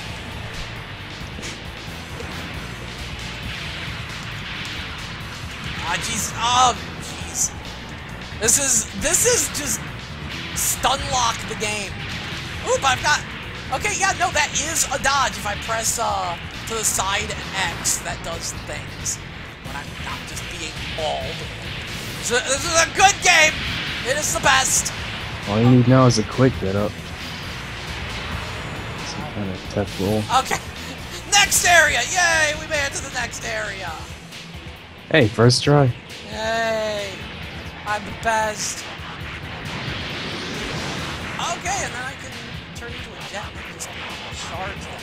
Ah, but since I actually move fast, being a jet actually consumes energon points just flying around. So if I try to transform and I don't have energon points, then I'll just turn into a jet. Very useful. Does shooting use energon? Yes. That's why I'm not using it. Because shooting consumes stuff. Oh, that's And bad. I'm being pelted by things and stuff, and getting in stun locks. This game's best. I'm done. I'm done. It's too good for me. Too good. Oh yeah, that's right. I had Surfroid in there. Also a good game.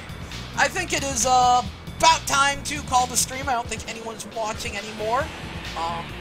Just me and you, and no offense. Yeah. We have played us some. That's fine. It's more you than anything. True. It's we have played us some Transformers, and we have we rolled out for a minute, and good times were had. Thanks to everyone who was watching and watches this on YouTube. I think this was an enjoyable stream of me not playing. And yeah, good times. I like Transformers Devastation. Catch y'all later.